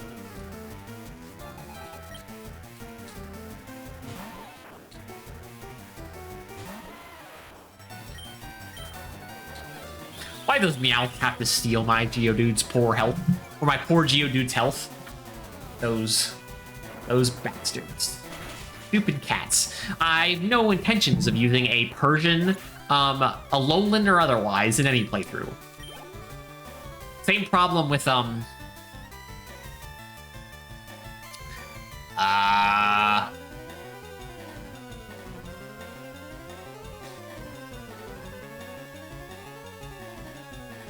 what's Glameow's evolution? Delcatty? No. Delcatty's Skitty's evolution. Man, they all suck. All the cat Pokemon, huh? No, Purloin is the one from Gen 5. That also sucks. Yeah, Persian sucks. Delcatty sucks. Perugly, that's what it's called. I think Perugly is actually supposed to be pretty good, and it's like deceptively fast. Which is funny because it's supposed to be like a fat cat.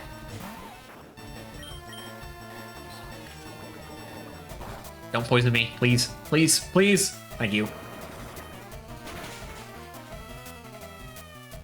Yeah, what are good cat Pokemon? Technically Incineroar, I guess. He's got Intimidate as a hidden ability, which is pretty good. I'm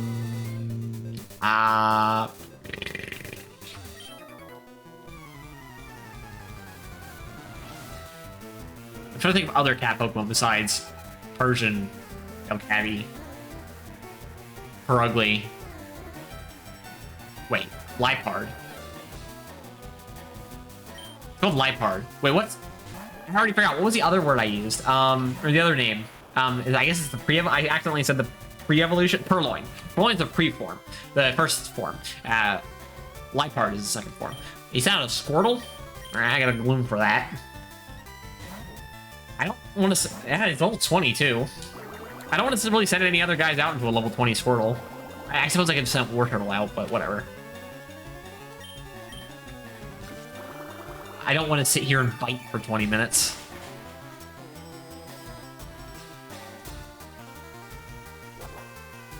That's not going to do anything. Anyway, other cat Pokemon. There's certain Pokemon types that have a lot of versions. Like, there's a million different fish Pokemon. I suppose there's a million different fish in the world. I guess if you want to include big cats, you got, like, Pyroar. Fun fact, the only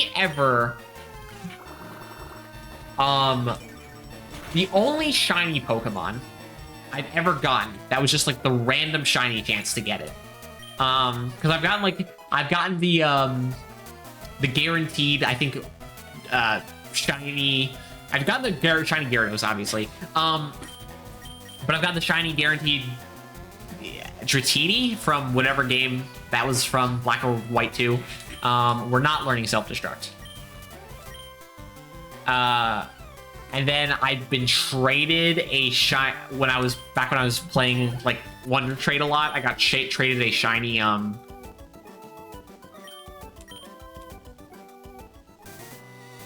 Fione, I think. I don't really remember so well, but the only ever legitimate shiny that I caught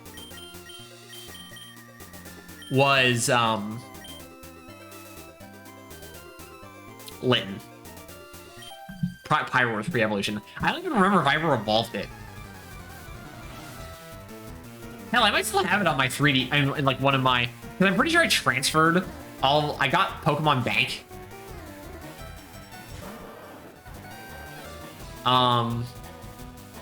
For a bit, just so I could transfer all my Pokemon from maybe Ruby and Alpha Sapphire to Sun and Moon and Ultra Sun and Moon. I might still, if I still have that save file, I should still have that shiny Litten. I don't think I ever evolved it.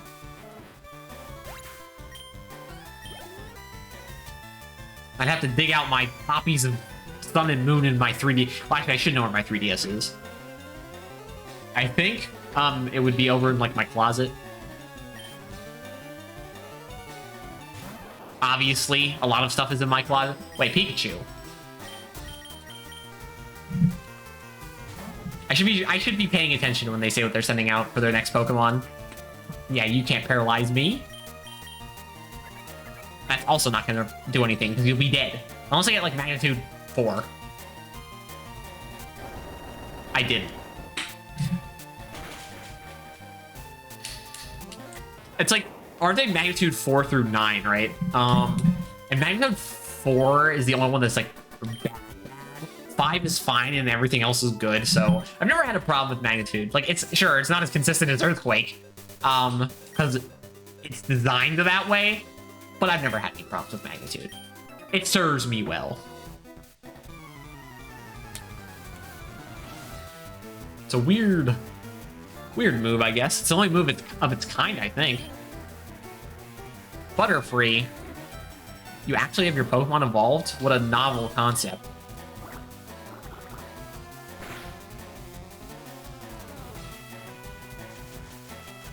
If that's a critical hit, maybe I should have taught him Water Pulse. Alright, so we're gonna be in this. Oh yeah, we're gonna be in this for a while. Give me a second. You know.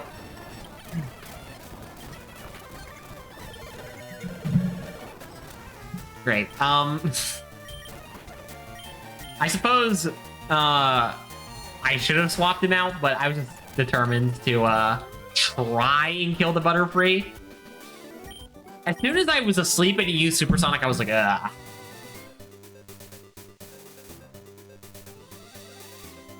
Alright, I suppose Wartortle's not getting any experience right now, huh? Can I fight you one-on-one? I don't want to do a double battle. I try to avoid double battles if I can help it. It's not worth the trouble.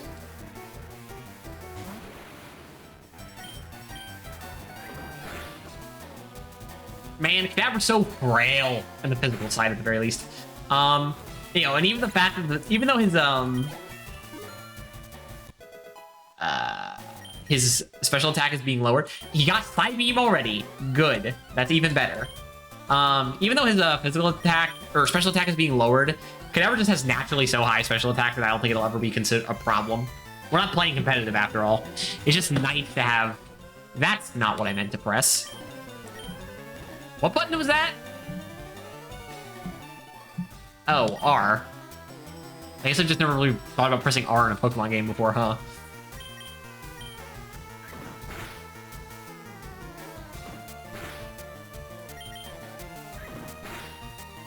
But yeah, it should never be a problem. We're not playing competitive. Yeah, we can stay in. I'll keep quick attacking your Pidgeys with my superior Pidgeotto with the slick back hair. Looks kind of stupid from this angle. Can't really take it seriously. But whatever. He'll be a Pidgeot eventually at some point at like level 32, 34, 36, 38. One of those. Alright, well.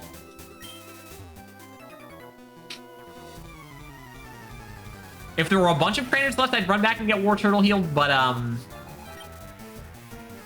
this is the last trainer. Oh, I should put...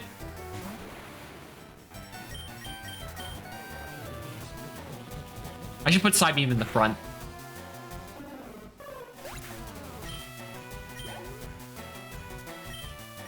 Oh no, Eradicate. Whatever will I do?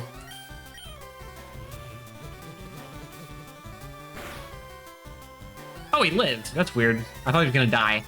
I guess, well, there's your, jolly nature coming into play, I suppose. I feel like if my special attack stat wasn't lowered and I had a couple more points in special attack, he'd probably be dead. Or maybe I got a high roll and I would have gotten a low roll with the, non-lowering attack nature and he wouldn't have died anyway. I guess that's something quickly to be brought up. Pokemon moves don't do a set amount of damage based on the calculation of base power plus stab plus attack stats versus defense stats. There's a little bit of a randomness to it as well. We call the max attack value that a move can get randomly a high roll, and the minimum attack value the low roll. Okay, yeah, you have the Verse Seeker. I remember that. And then you have the Old Rod, which I don't need. I already have a water type. Yes, just give me the Old Rod. But I guess we can have it. Why not? And then, yeah, you maybe give me something? Nope, never mind. Hidden item? No? Sure. And then you have a trade, right? Yeah. That's how you get far-fetched. And then you... Sure. I don't care. Do any of you any of the rest of you have anything? I hate that you can't use your running shoes indoors. It's so stupid. Again, that's just a Gen 3 specific problem. Do you have anything? No? No. Okay. Then let us...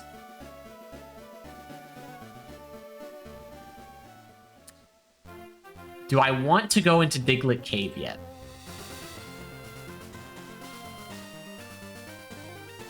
No. What I do want to do is go get the bike. That actually is useful. So, in Fire Emblem, I made quite liberal use of the speed up button, and I kind of... So...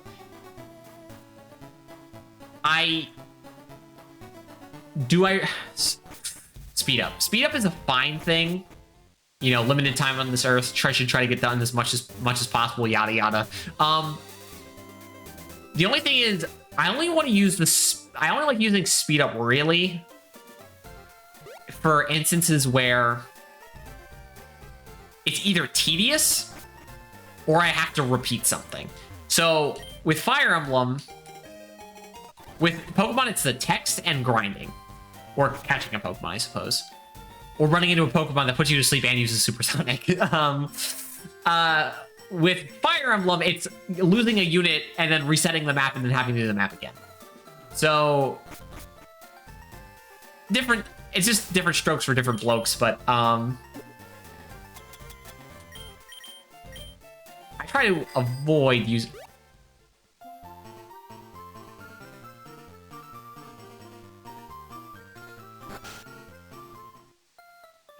Legends.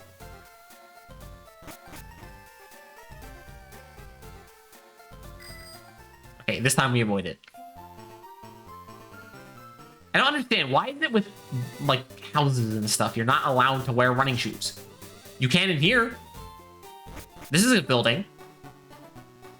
So why can I wear it here? Because it would be obnoxious if you couldn't use your running shoes in here. It would take 10,000 years to walk across that whole thing. So, we go on the SS Anne or the right first. I think we should go to the right first. Personally. I feel like sometimes when you're on the bike and you run into something and get into this little like stun locked animation, like you get stuck there for a second. And then what? Yeah, sure. We do have War Turtle in the... We do have War Turtle in the front, right? Yes, cool. Yes, don't care. And Gambler. Sure. What would be? How are you faster than me? Okay.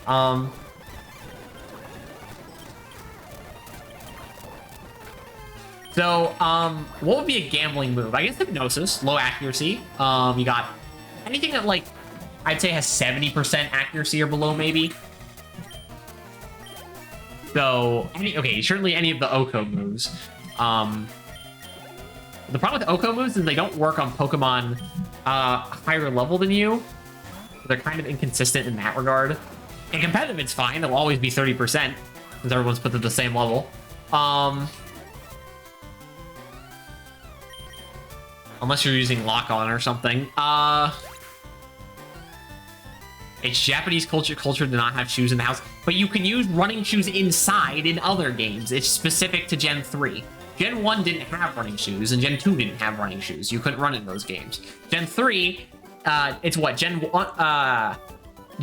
3 and 4 are the games. Gen 3, 4, and 5 are the games with running shoes, and then in Gen 6, they just are like, you can run. You don't need shoes for that. But in Gen 4 and 5, you can use the running shoes indoors. So, what?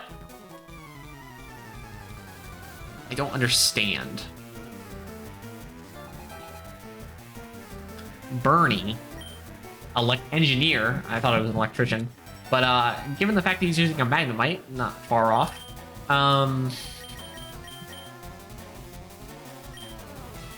You know what?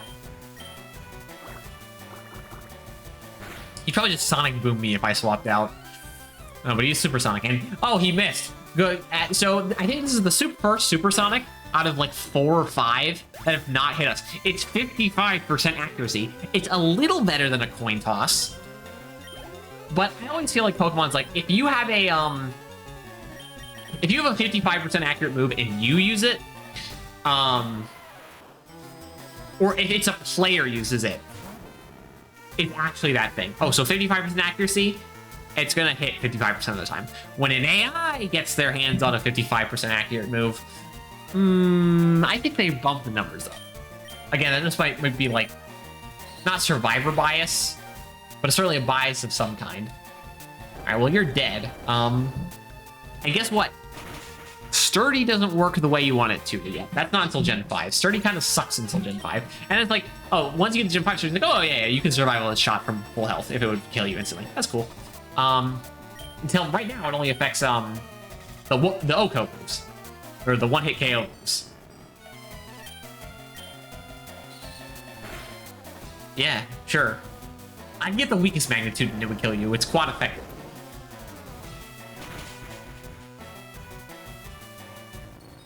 And you're dead.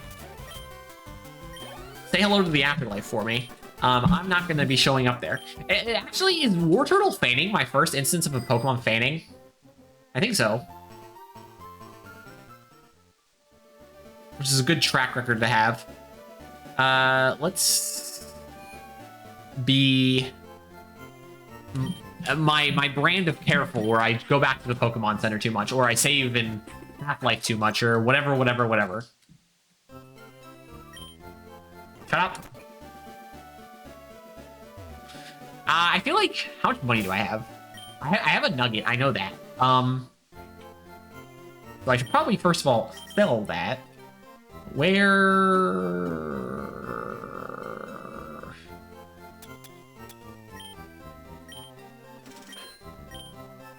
When you don't buy Pokeballs, you have a lot of extra money. When you're not playing a Nuzlocke, you have a lot of extra money. So we can pick up some super potions, though. Why not? Bike. What was the game with gear? I think the only game that has a bike with gears. So obviously Gen 3 has the styly bike and the fast bike, and then Gen 4 has the bike with with gears, where you have to shift gears for certain things. Which is a thing.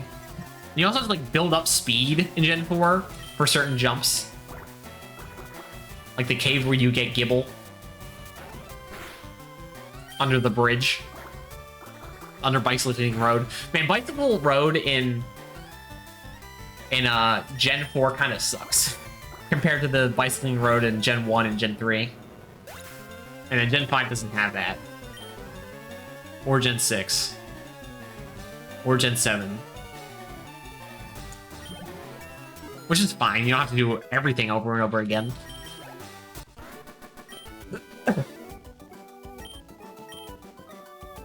Fantastic. Alright, where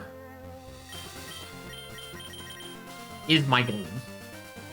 Are there any hidden items around here?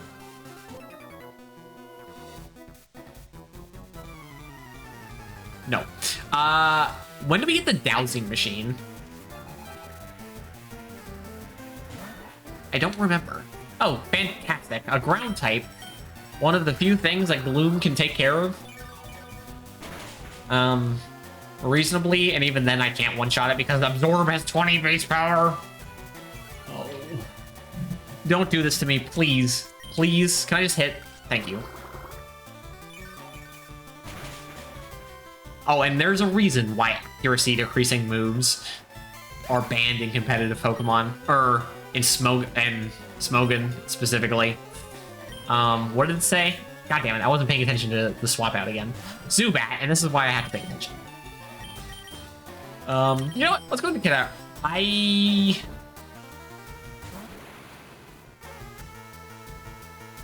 Okay, that's the second Supersonic that's missed.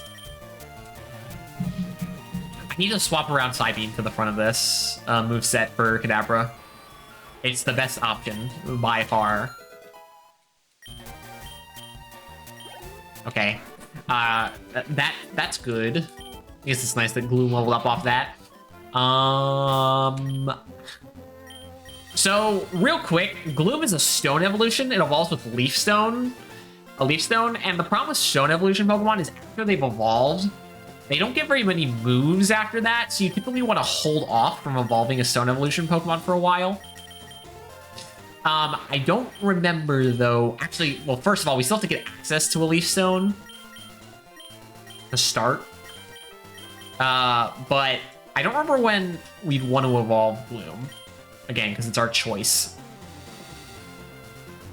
We could realistically evolve it. Like, if you get a Nidoran at the beginning of the game and it evolves into Nidorino at level 18, you could turn it into a Nidoking right away. You're going to kind of sacrifice moves because of it, but you can do it. I wouldn't recommend it. God damn it, you. Why is it gotta be a grass type? Growth. Don't they buff growth to make it later so it buffs attack and special attack? Which isn't that great. Like, what are the best boosting moves? You got... Some Pokemon can use agility. Swords Dance is always good. Nasty Plot's always good. Calm Mind is always good. Bulk Up is always good. Tail Glow is broken, but it's only on, like, Manaphy and Illumise and the other Volbeat.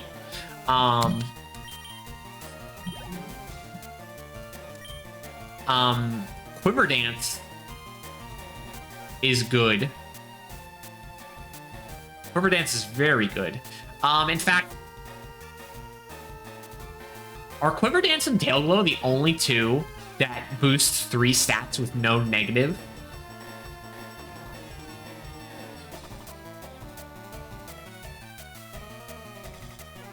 Because Swords Dance and Nasty Plot and Agility and... Okay, Iron Defense and Amnesia, ooh. They all buff by 2. And then, obviously, Calm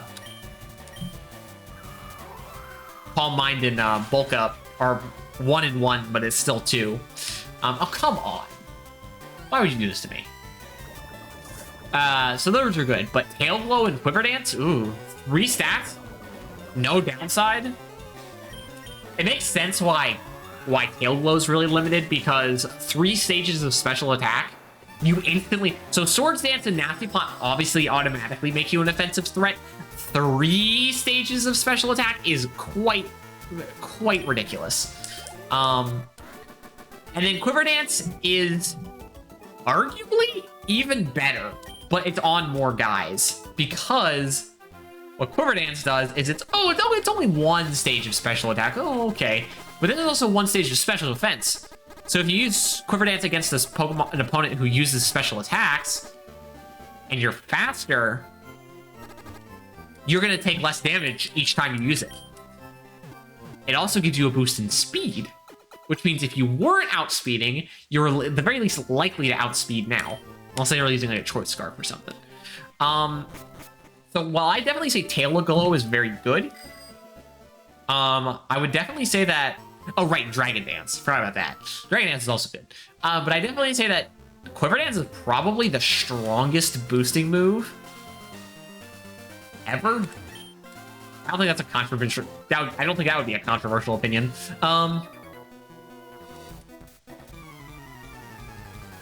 Because there's also, like, Belly Drum, but you gotta give up half your HP, which means you need to hold a Citrus Berry or something. Which means you have to use up an item slot, and then you've got Shell Smash, which raises your attack, special attack, and speed by 2 stages. So basically, it's going to give you a Swords Dance and Agility at the same time, or a Swords Dance or a Nasty Plot and an Agility, because you're most I don't know any of Pokemon that use that were mixed attackers. We should have swapped out Double Kick.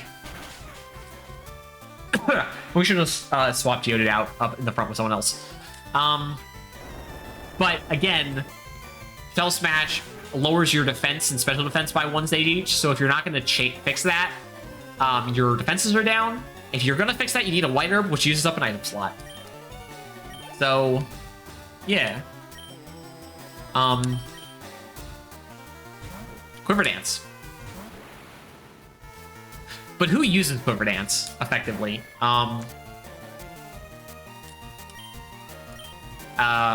Volcarona. I think Masquerain gets it.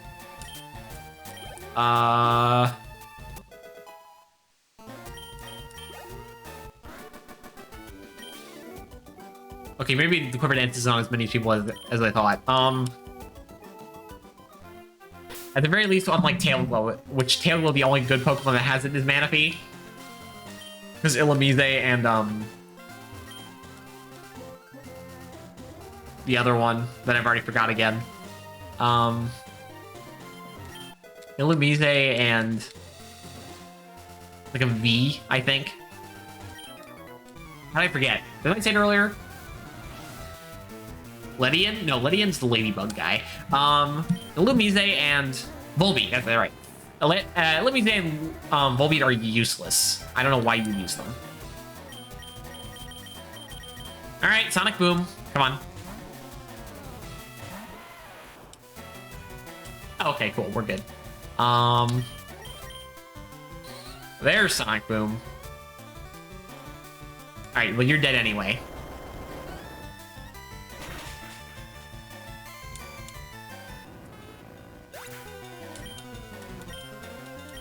Are there any other boosting moves? Like, there's the ones that come out sometimes. There's a couple more modern, like, boosting adjacent moves. Like, I know Marshadow sometimes runs Power Up Punch. Which, you know, is just an attack. It's not very strong, but it raises your attack by 1 stage, so that's kind of cool. Then you got Strength Sap, which steals, lowers your opponent's attack and steals your HP, which isn't really a boosting move in the same sense, but it's kind of cool. And then you got... Isn't there someone with like a unique Protect that raises their defense? I know there's Spiky Shield, which the opponent takes damage if they use the contact move, and then King Shield lowers your opponent's attack if they use a contact move. So there was a unique Protect that did speaking of, oh, never mind. Yeah, wait, he has Intimidate. I thought he had Flash Fire for a second, so I was like, I'm like, speaking of contact moves, we're going to use Gust. But no, he's Intimidate, so you need to swap out. Bite. I'm not impressed.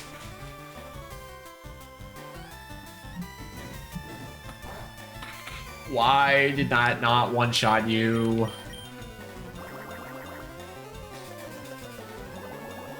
How long? Until we get Surf?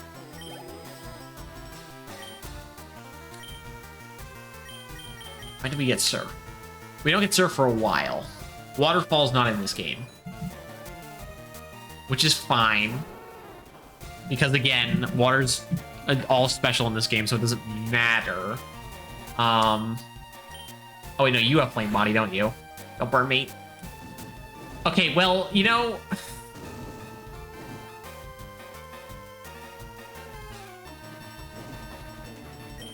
Bit rude. Yeah. War Turtle.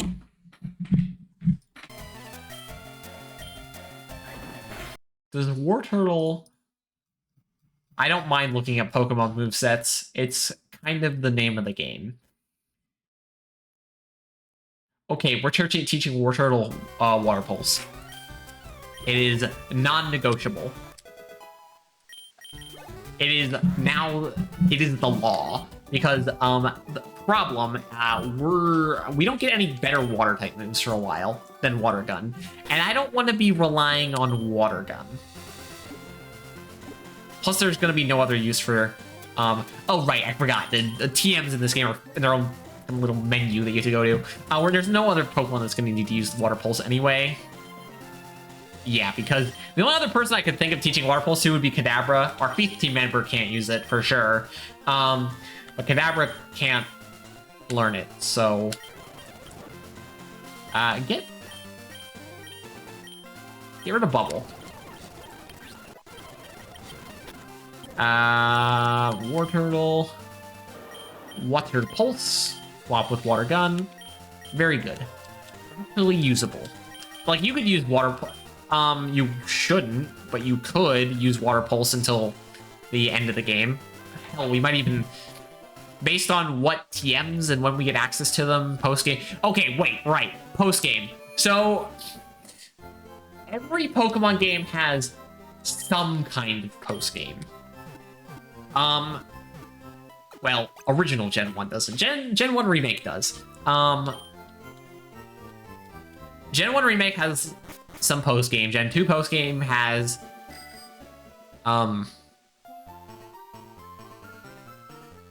some post-game. I think you know. Gen 3 has... Well, original Gen 3, depending on if you have the Battle Frontier and Emerald or not, has either an okay post-game or not a super good post-game or a decent post-game. And then obviously Omega Ruby and Alpha Sapphire don't have Battle Frontier, but they at least have the Delta episode. Gen 4 has a pretty good post-game. Gen 5, both versions, have different but decent post-games. Gen 6 has the worst post-game. I don't think that's arguable. And then Gen 7 has... Sun and Moon have an okay post-game, and then Ultra Sun and Ultra Moon have a slightly better post-game. Alright, I guess we get... So, half, right? Okay, so this... Hyper Fang is not the half. It's so, yeah, I thought it was Super Fang. I just think we were getting lucky with the halving-looking stuff like earlier. Right, a Fate. Alright, well, my defense has been lowered one stage, so let's not tempt fate, why don't we?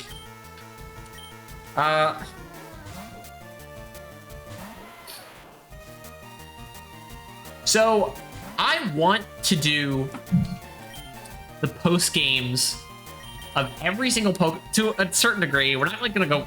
Are we gonna go catch all the legendaries? That sounds like a lot of work and not super interesting. Like, I mean, we could. That didn't do very much damage. Wait, what magnitude did I get? I was paying attention. I guess we'll be about to see. We got magnitude 4, didn't we? Oh. So, catching legendaries isn't really super interesting, but I want to do the post games of most Pokemon games, and by most I mean every post game except for one. And that's this game. The Fire and Leaf Green post game is terrible. It does not do anything. The only reason for the post game of my nose is itching again. God damn it. Please stop.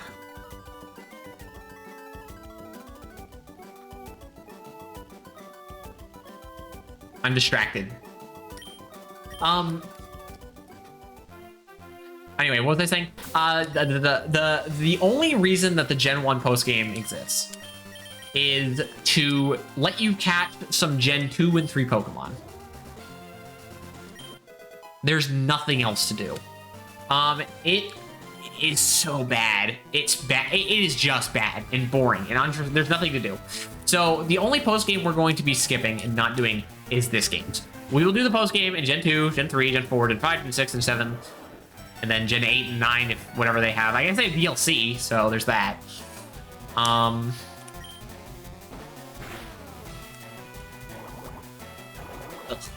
have to buy DLC for bad Pokemon games. I don't want to. They're bad. I don't want to give Nintendo money for that. I don't want to give Nintendo money for Fire Emblem Engage. I don't want to give Nintendo money for, actually, I think I already have the Three Houses DLC. I think.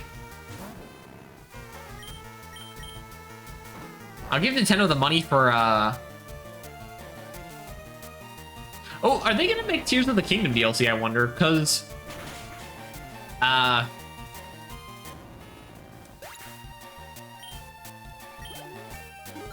Breath of the Wild had DLC.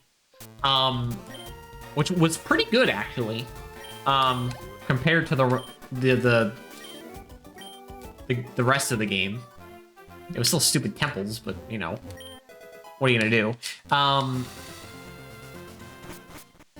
So this is blocked. Yeah. There's something up here, right? Nope. You give something? So is the roar. How are you guys?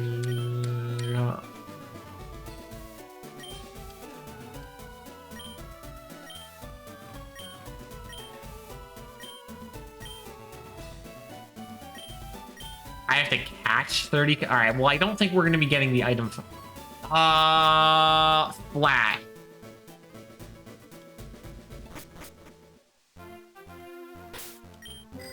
Flash.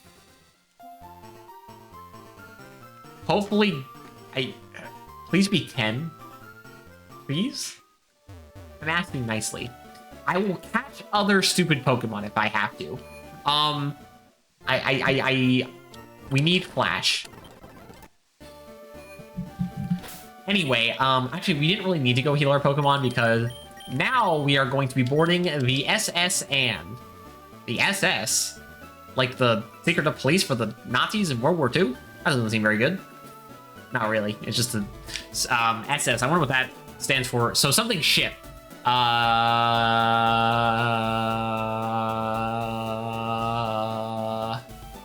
Like, because USS is United States ship, and it's like the HMM. Or wait.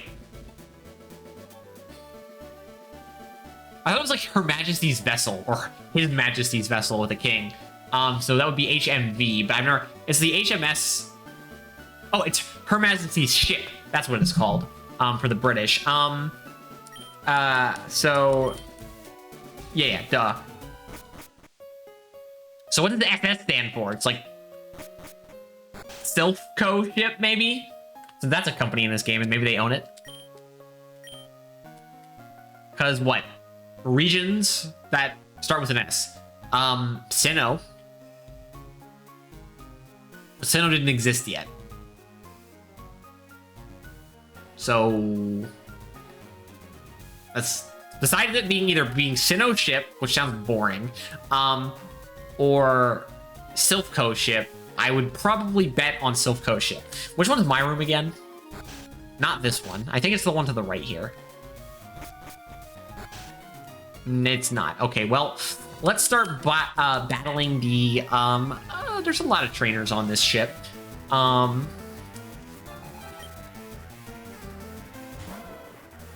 Okay, good. I was gonna say, I think I have War Turtle in the front of the party, right? And this time, I have Water Pulse.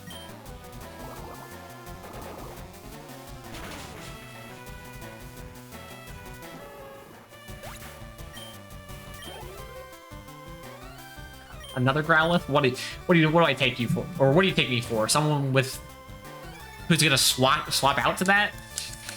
I suppose I could go into Geodude, but why would I do that?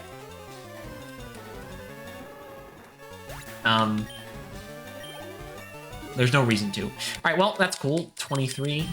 I feel so. Obviously, you're going to be using the final stages of Pokemon.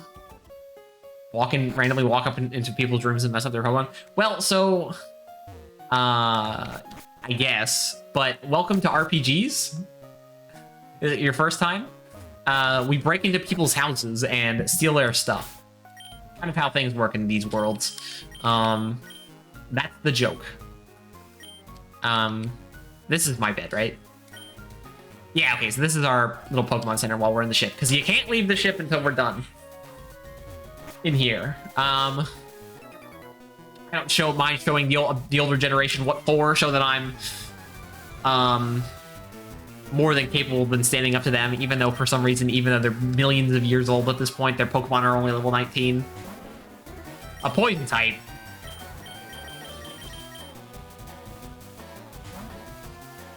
Don't poison me. If I get poison, will synchronize poison a poison type? Great question.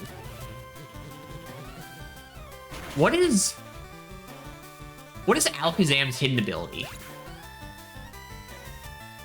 I can't. What was he going into? Oh, neither and female. Yeah, sure.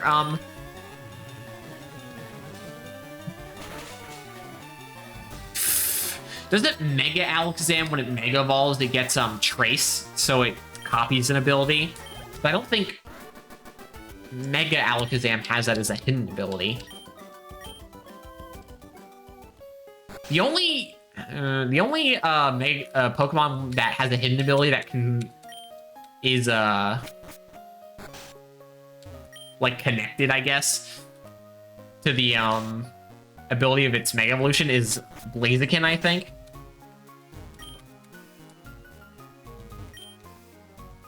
A world cruise is elegant but cozy. Having never been on a cruise, but knowing what the ships look like, this ship seems incredibly boring compared to the pictures of cruises I've seen. Like, cruise ships are supposed to be mini amusement parks / casinos, and this is just a boat. It's more like a ship with some beds on it, a ship hotel, which I'll tell you, when I go to a hotel, I'm like, yes, I sure am here to sleep, and that's it. Oh boy. Like, typically you've gone to a hotel because you're either A, stopping to rest a night before you continue traveling somewhere, or it's where you're staying when you're going to do touristy stuff, which means that you gotta go out and about and see stuff. So that's what this ship's just a hotel. And what are you gonna see? The water?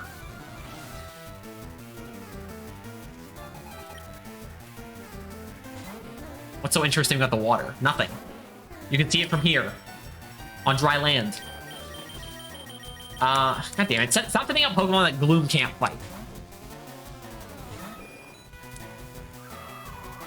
I need Gloom to get experience. I need Gloom to get levels. I need Gloom to learn some other goddamn moves besides Absorb. Also, be nice if Pidgeotto learned something that wasn't base 40 power. At least base 40 power is better than base 20 power. Maybe I should have taught him Poison Powder. I definitely should have gotten rid of Sweet Sun. I don't know what I was thinking there. Ugh.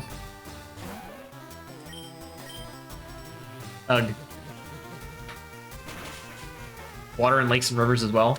Well, I'm just being annoying for the sake of saying this ship is... It's stupid to call this ship a cruise.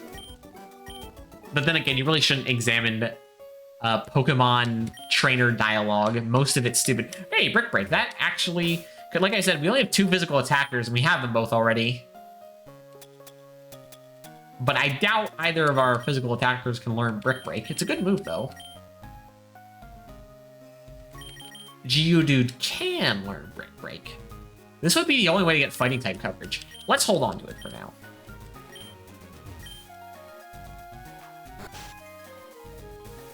Alright, let's go do a quick pit stop real quick. See, I can run in here. And would you consider this a building, kind of?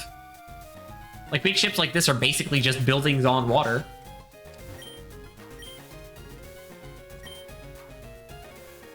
It's Looker.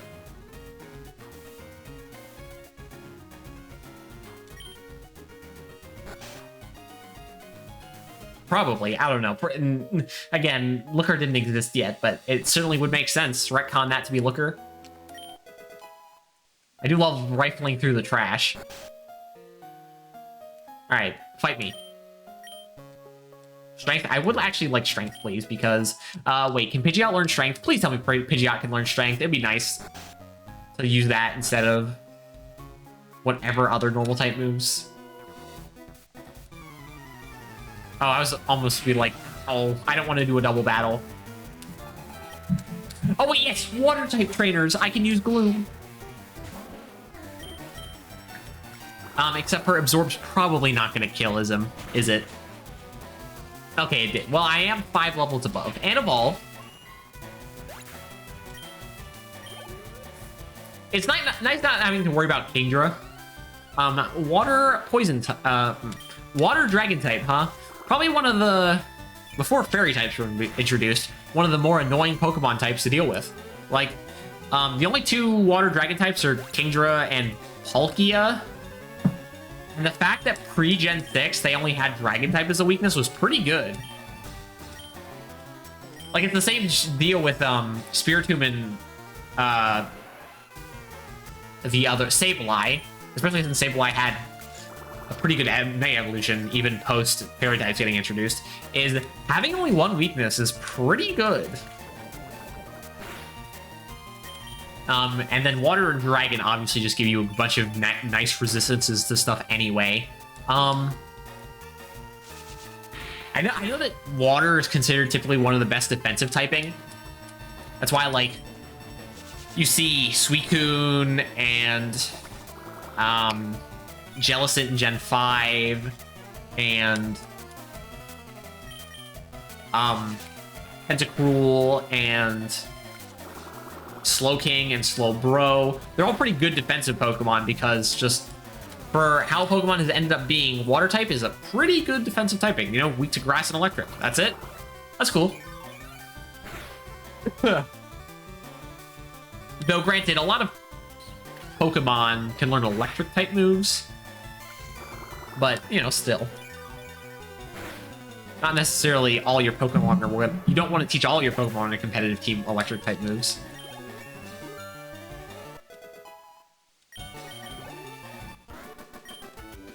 I mean, you could. But that'd be stupid. Yeah, okay. I knew we were going to get locked into another battle right away. That's fine. Let's... Oh, he only has 1 Pokemon. Well, that's fine. Don't Icicle Sphere me, please. This would be like the 1 Pokemon that did a lot. That would do a lot of damage to. Like, but you don't have Skill Link. Who cares? Oh no, you're gonna hit me with the 55% accurate Supersonic instead. Yep, yep, yep, yep. All right, and we're gonna hit ourselves in Fusion, right? Yep, yep. And now you're gonna hit me with all 5 attacks of Icicle Spear? Yep, that all 5, right? 1. That's actually not very much damage at all. 2. Oh, 3. 4. Skill Link doesn't exist yet. Oh, 5. All 5 attacks. It didn't do as much damage as like I said. But, you hit the Supersonic. I hurt myself in Confusion. It's 2 coin flips right there. And you hit all 5 Icicle Spears? This is the real gambler guy right now because he's good at it. Again, fortunately, he only had 1 Pokemon, so we can mostly ignore him. Except for Question, his skill at making sure coin flips go the way he wants them to. Now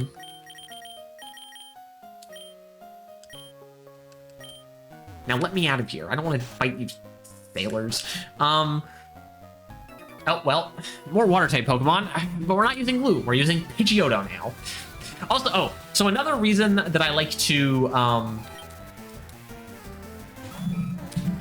swap out my Pokemon, keep my team evenly leveled, is it certainly makes them so that each team member has its time to shine. Though, to be fair, that's not really always true because, like, ever since we've gotten Kadabra, he's still the one I think we see the least because he's just really efficient. He just kills stuff super quickly, gets his levels up really quickly, and then back to the party he goes. Then we go back into Pidgeotto and Gloom, who are like, oh, we take a while to kill anything, which means that you get to see a lot more of us. And I'm like, yeah. And that's just kind of the nature of things. Is like, you want to use some Pokemon that aren't quite as good sometimes, like your Pidgeottos and your Vileplume, Pidgeots and Vileplumes, but you do have to, in the beginning of the game, before you've got your team built like the way you want with the better moves and all that stuff, you gotta deal with the low-powered nature of these guys. That's even worse earlier on. Speaking of which, let's swap out, because he got his speed lowered, and I don't want to deal with this anymore. Kadabra, can you please come out here and do what I just said and one-shot this idiot, and then level up, because you are almost actually to level up?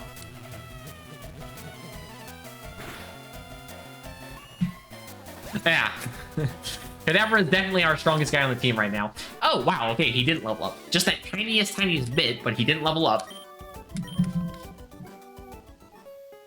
Alright, what's this? An Ether. Let's go heal real quick. We finished 3 doors down there. Ether. I always feel like Ether is sometimes referred to as, in real life, a kind of drug, but I don't know what the hell it's supposed to be. Now, obviously, in the Pokemon world, it is a drug because it's medicinal. And medicinal things are also drugs. It's just, I feel like people will refer to, like, the harmful kind of drug in real life as something as ether. But again, I don't know what that is. I feel like there should be a different term for addictive and harmful drugs. Because when someone says drug, most people's mind goes to something mind-altering, harmful, addictive, all that stuff. When I would say what drug should be used for is any, like, produced, because, like, you wouldn't consider wild mushrooms or berries that, like, alter you in some way drugs because they're natural. That's more just getting poisoned with extra side effects. But a drug would be any produced by human substance that's not for, like, that's usually consumed, but, like, you can be injected in whatever.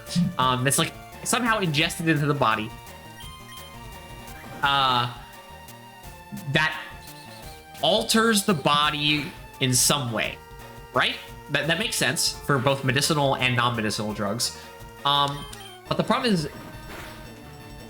for medicinal drugs, you got the word medicinal. So that's a distinction. or just medicine, obviously. But for like the harmful drugs, is it like abusive substances maybe? But then you can consider that TM40. Wait, what was that? TM44. But you could consider, I guess you could consider something like cigarettes, like tobacco, drugs, but yeah, alcohol, coffee even. No, because coffee also hydrates you, right?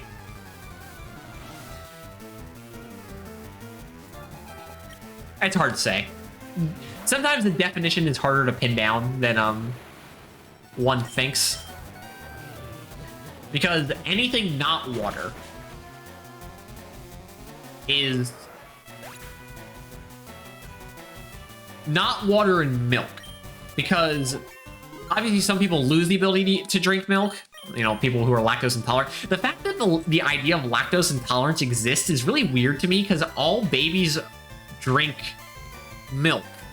So what changes? And what changes for some people to not have that be a problem? You know, I'd rather have reflect than teleport, thanks. Yeah, lactose intolerance is like the weirdest thing to me. Like, how did that happen? It doesn't make any sense. But anyway, anything that's not water and milk, basically. I suppose you could theoretically consider a drug because, like, sugar, caffeine, alcohol, those are the three main ones I could think in beverages. Because, like, tea just also has caffeine in it. I don't drink tea, though. Oh, I don't drink coffee. I don't drink tea. And I definitely don't drink alcohol. I don't like any of that nonsense. I don't need coffee to wake me up in the morning. And I don't need alcohol to have fun. I can do that on my own, thanks. It's also expensive. And I don't like spending money if I don't have to. You gotta be a little frugal, you know? Kind of. Anyway, oh hey, a fighting type. Sucks to be you. I got the answer for that right here. So actually, is Blue's gonna have a Kadabra the next time we fight him, huh? That's, you know, I guess it's nice that we have Bite on War Turtle. Alright, we have beaten Philip. Speaking of His Majesty's ship. Alright, we gotta go back and heal again. But, okay, we're done down here, and that's good. One direction cordoned off. Though, this isn't the Dark Souls slash, Salt and Sanctuary cutting off a direction, because we're not really in a maze. It's just a bit of more of a... what's the word? It's good to cross sections off. Alright, Geodude. I think Geodude evolves at level 25. Alright, we already just wanted to double check that I'd already been here. Hey, it's the kitchen. We're in the kitchen. A Pecha Berry in the garbage. A Cherry Berry in the garbage. A Chesto Berry in the garbage. All right, whatever. Any of you give me anything?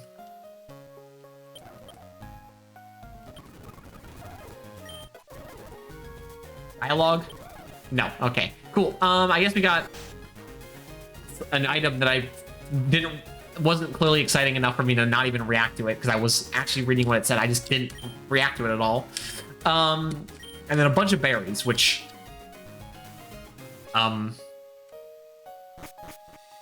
who cares? Berries are not important in single-player Pokemon. The only one that could maybe come up is the Lepa Berry. It just acts as like another version of the Ether. Oh yeah, I'll fight the Sailor guy.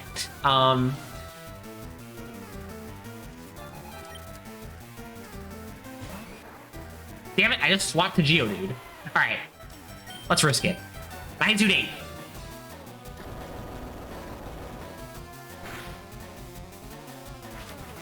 Okay. No damage. Code 6. All right, that'll work too.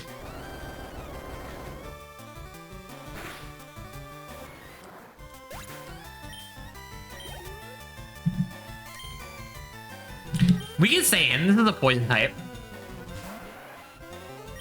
Magnitude 6. Good thing you didn't use a water type move. Oh, come on. Ugh. That is also good.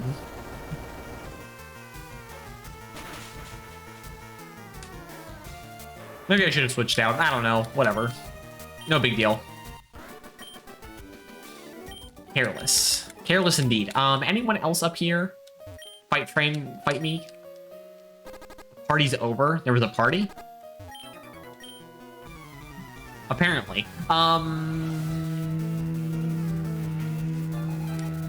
Machapa. He also is a Machapa.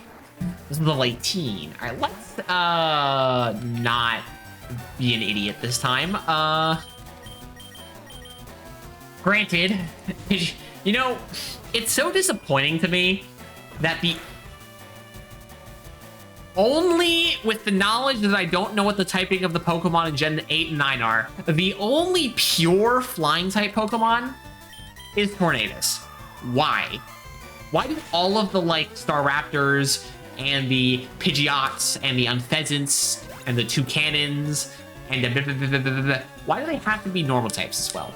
Like, okay, sure, it's cool that they get immunity to Ghost, and it's cool that they get stab on, like, well, not Giga Impact. It's cool that they get stab on Return, or Staraptor's case, Double Edge with Reckless.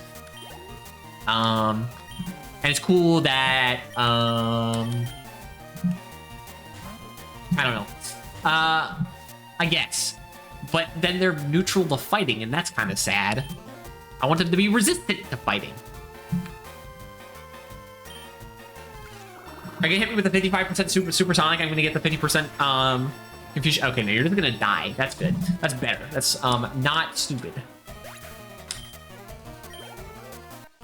I should have looked up what the percentage chance of getting all 5 hits on a multi-hit move is. All right, let's go. Let's go heal our Geodude. So I'm pretty sure each, like, squiggly screen is only 1 tick of damage. So considering you can get poisoned sometimes in Viridian Forest, that's the only part in the game where you ever really need to pay attention to it. Because once you're at this point in the game and your Pokemon has 55 HP, and you're poisoned, you're like, that's not really that big of a deal. Alright, anyway.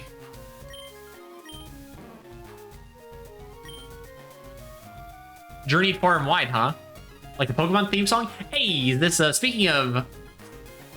I mentioned when we were talking about the manga, there's the Pokemon anime, and I've seen, like, episodes of it, but... Like, when I was a kid. Like, I've seen episodes of this, Gen 1, Gen 2, Gen 3, Gen 4, Gen 5, Gen 6. I don't think I've seen any Gen 7 episodes. And then I was also aware of, like, the champion thing going on. And I also know that the Ash is retiring. Journey far away. Hey, is this Ash in retirement? Did he finally get old? That's the joke. And I guess it's definitely cool that they're, like, this character who's been a staple to the anime of the biggest media franchise in the world. Number 1 is Pokemon. Number 2 is Hello Kitty for some reason. I've looked at the Wikipedia page. And it does make sense. You do see Hello Kitty stuff everywhere you go. Still, which is kind of weird. You don't hear anyone talking about it. It's just there for some reason. But yeah, Pokemon's biggest number 1 media franchise in the world. So it's kind of cool that the anime for that franchise is kind of, like, changing. That's kind of not something you typically see for something that's so ongoing and static and standardized at this point. God damn it, this guy's gonna have a water type Pokemon. He's a fisherman. Gloom. Go gloom it up. Make everyone dreary and sad and be drooling from the mouth like you are because you're poisonous.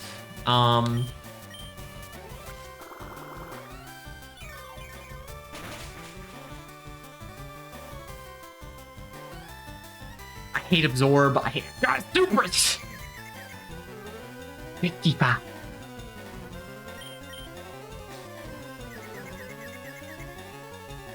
And the 50% chance to hurt ourselves in Confusion. Oh, and he's tail whipping me, so is he gonna hit me with Corn Attack then? Oh, nice. We actually snapped out of Confusion after one turn. That's pretty good.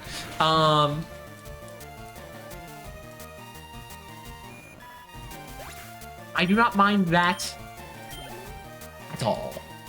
Tentacle. Okay, you know, we can actually send Geodude back out for this one.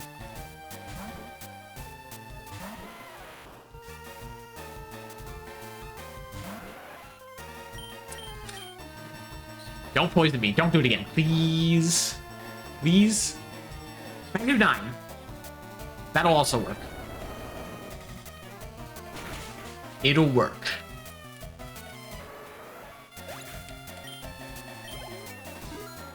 Man, I'm starting to definitely feel that, I was mentioning that back when I started the stream, that, like, tiredness. I'm definitely feeling that, like, very much creeping up on me to the point that I'm like, yeah, I kind of want this. This is the first time, just because of what I felt like at the beginning of the stream, like, man, this is the first stream where I'm like, again, I like streaming. I enjoy this. It's great fun. This is the first stream where I'm like, I kind of just want to go to bed. And the stream ended already. I'm tired. Hey, that's a move. That's something else. But Acid's really weak, isn't it? Okay, at least it's something else. And now we're not... but poison type moves suck until Gen 6. Poison typing just is so screwed over. Whatever. Alright. Hey, both Bloom and Geodude leveled up from that battle. That's pretty good. Alright, fight me. What sly tricks do you have, sir? God damn it, I just swapped into fucking War Turtle. It's all level 23. And well, I also can't... The other guy at this lower level is, Pidgeotto, and no. Don't do this. Don't. Magnitude 8 and hit, please. Okay, please one shot. Please, I'm asking very nicely. Thank you. I don't want to deal with double team. That does not sound fun. Again, I guess that's what the speed up is for.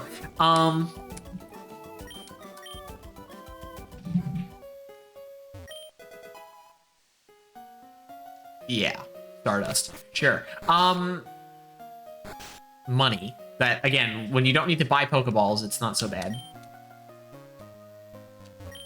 You know, I always feel like Wingull is a Gen 1 Pokemon for some reason. This is Gen 3 Pokemon. There are certain Pokemon like that, like Slugma. Slugma and Magcargo feel like Gen 3 Pokemon to me, but they're Gen 2 Pokemon. I feel like it's with Skarmory also feels like a Gen 3 Pokemon, but it's also a Gen 2 Pokemon. What else? Are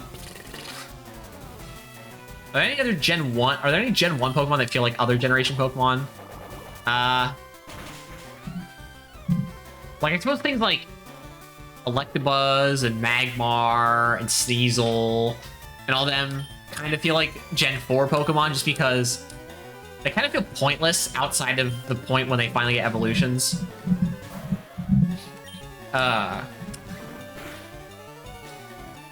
then you've got... I definitely think it's Gen 1 and 4 the most, like, connected.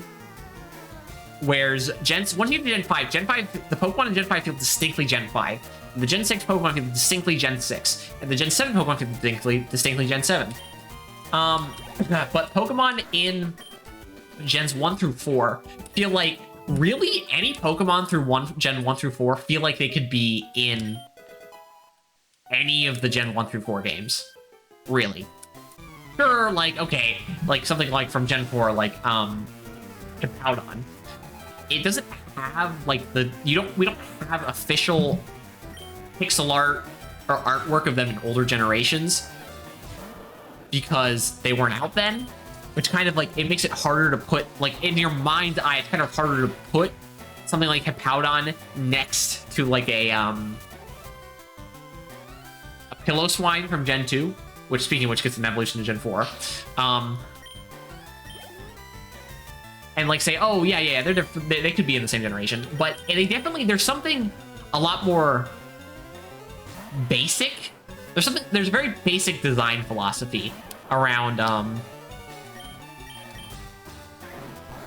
Gen 1 through 4 that kind of permeates through all of that. So, like, you always hear a lot of people complain, I always hear a lot of people complaining about the designs of Pokemon in Gen 5 specifically. The two ones that are made fun of the most, well, two evolution lines that are made fun of the most are the Garbodor and Trubbish line, and the what's the middle one called? Vanillux is the last one. And Vanillish is the first one. It's Vanillite? Vanilla something. This is basically the ice cream Pokemon and the trash Pokemon. And I don't understand why people just look at those two specific Pokemon lines and don't like them. I think they're distinct. They're creative. I don't think there's anything wrong with them. Like, are they my favorite Pokemon? No. Just the kind of just hasn't really been that way with me. But I definitely think I haven't made my Black and White or Black and White 2 teams locked in yet. Like I said, with the Black and White team, I think I have 5 slots I definitely want to use with 1 flex slot. I haven't made my Black and White team yet. Just for the fact that I'm going to say fuck you to everyone who complains about Vanillux and Garbodor. I kind of want to use Vanillux and Garbodor. Okay, actually, I'm going to say this right now. I will definitely use Vanillux, because Vanillux is a 3-stage Pokemon that just kind of seems cool to me. Garbodor's a little more in like the category of like, he's not actually very good. Kind of dumb in like moveset wise. All right, it's already in here. So that's like a little more of like a maybe not.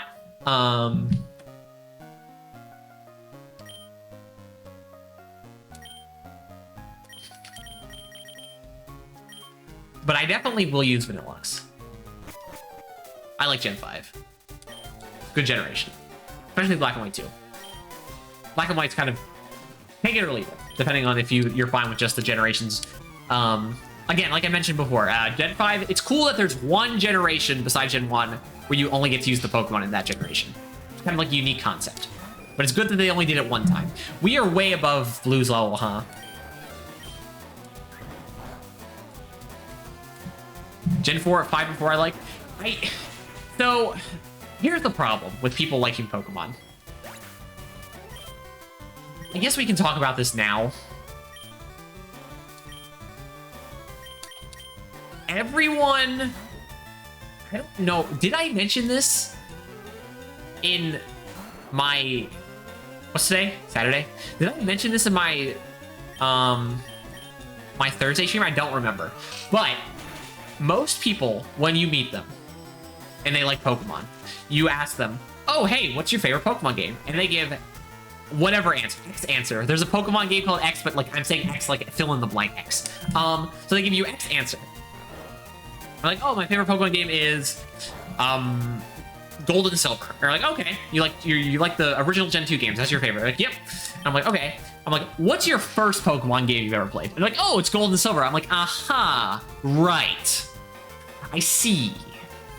A little bit of a correlation there. And it's like, almost everyone is like it. So, I kind of find it hard to take everyone who... It's really hard for me to take everyone who says their favorite generation is their first generation hard to take seriously. Because they were all little kids when that happened, and that is 100% nostalgia talking. There is not a single bit of critical analysis in there. My first Pokemon game was Pearl. I think I definitely did mention that.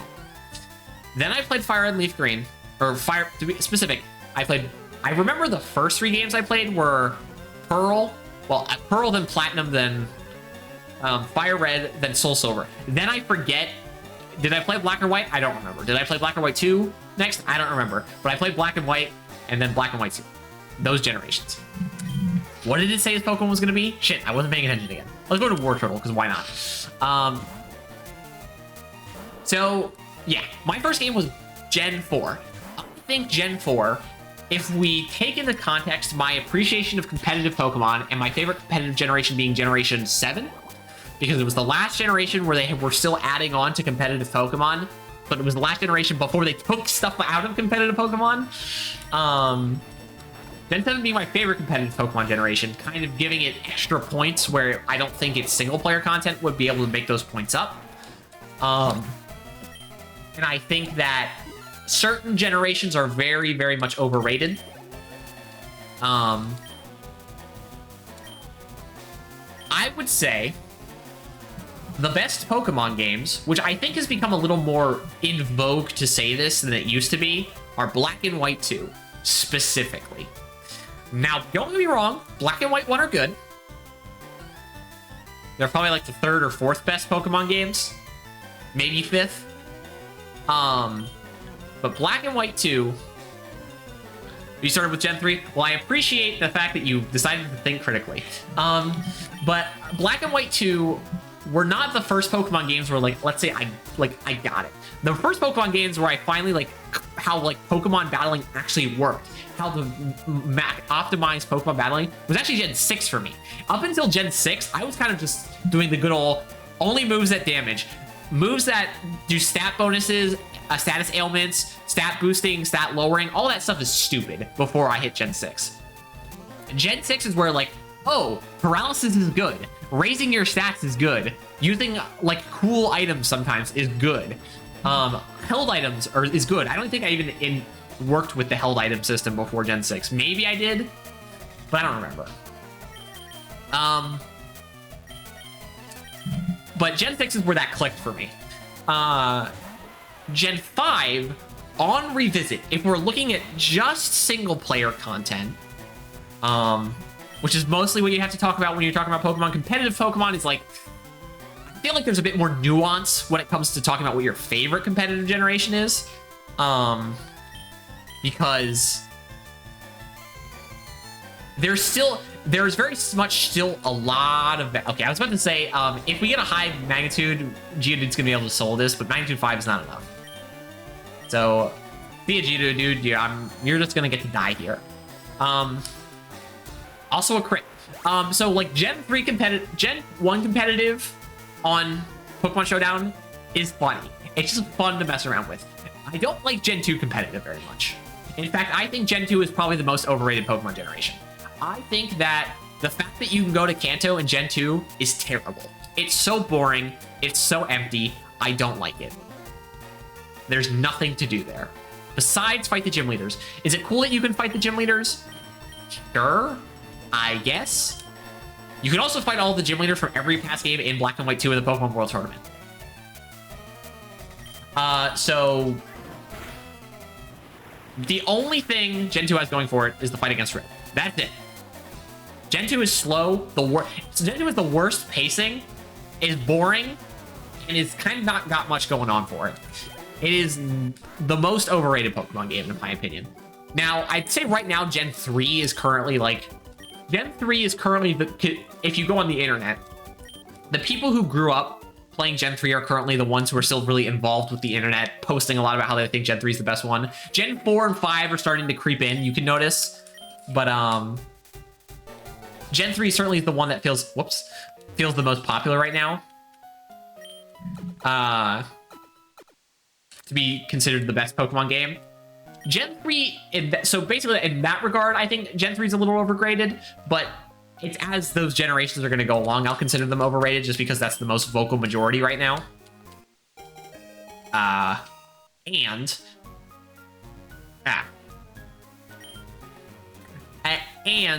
yeah, anyway.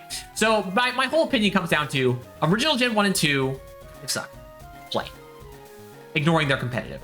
Original Gen 3 has value if you have the patience to train up a competitive team for the Battle Frontier in Emerald. Besides that, just play Omega Ruby and Alpha Sapphire. Gen 4, because the Gen 4 remakes don't have the Platinum content, just play Platinum instead. When I play Emerald, it just feels slow to me and it takes a while to get to the better parts of it. Well, the problem with Emerald is the better parts of Emerald is the middle section. The joke about 7.9 too much water or whatever about Emerald Gen 3 kind of holds true, because the end of Gen 3 is kind of a slog and the beginning of Gen 3 is kind of a slog. The middle section of Gen 3 is the cool part. When you're going, basically the part of Emerald I like is when you ride the boat from the fighting gym leader to the whatever that town is south of the electric gym leader. From that point up until when you beat Norman is the part in Gen 3 I like. Once you get past Norman, it kind of sucks. And before you ride that boat to pass the fighting gym leader, it's kind of stale there too. And then I guess we can go over this real quick. Gen 1 is fine. It's just not really interesting. Gen 1 doesn't really have a lot going on for it, but that's because it's the first game. So, like, it was setting the template. I kind of cut Gen 1 some slack. If Gen 1 wasn't the first game, I would probably think this was the worst generation, by far. Because nothing really exciting goes on in Gen 1. It's kind of just go through the paces, go through the motions, you do the gym leaders, you do the Elite Four, there's the evil team is kind of there, but not like super present. Like, it's an okay generation. Gen 1's fine, but I cut it some slack because it's the first one. I need to teach someone cut. It's probably gonna be Gloom, isn't it? It's only gonna be Gloom's our only option. All right, well, I guess I'd rather keep Stun Spore, actually. Well, I guess that's a move that Gloom can use instead, for coverage and all that. But anyway, yeah. Gen 3 is the best part's in the middle. The beginning and end sucks. Gen 2 has the worst pacing. Diamond and Pearl are the slowest games. They just run slowly. Platinum fixed that for the most part. I don't find grinding fun in Gen 3. That one's just hard to parse. I don't know. That's just, I guess, something personal more. Fair enough. Gen 2 has the worst pacing. Because there's a second generation, or a second map, the fact that you can go back to Kanto drags... The fact there are 2 regions in Gen 2 drags the game down. The fact that you fight the champion in your 40s sucks. It's so bad. Like, Heart Gold and Soul Silver definitely fix problems of Gen 2, but it still sucks for the most part.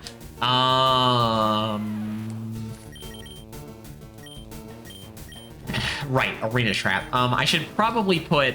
Okay, yep. Oh, right. Alright, I'm going to be putting, Pidgeotto in the front, because at least I'm not affected by ground-type moves. This is going to... You know, I don't mind speeding up through this section, since I have to kill every single Pokemon that I run into, because of fucking Arena Trap. Get me out of Diglett Tunnel, please. I just want to go get flat. Okay, the wild Pokemon are under-leveled in Gen 2. That also is kind of annoying, I'll be fair. The best grinding spot, if you need to grind in Gen 2, is the what's-it-called? The, Victory Road, which kind of sucks. You think there'd be a better... I guess once you unlock Mount Silver, I think that's better, but, eh.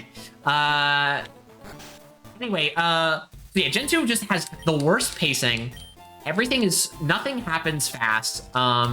Everything takes forever. Johto feels so underdeveloped because it has to make room for Kanto in an old Game Boy Color game.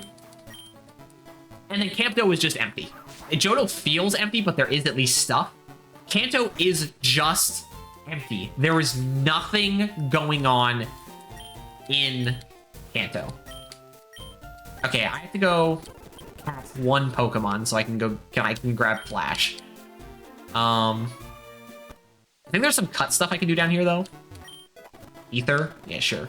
So Gen 2, I think, is not very good. Now, do I still think Gen 2 is a fun game? Yes. I think all of the Pokemon games that I've played are fun.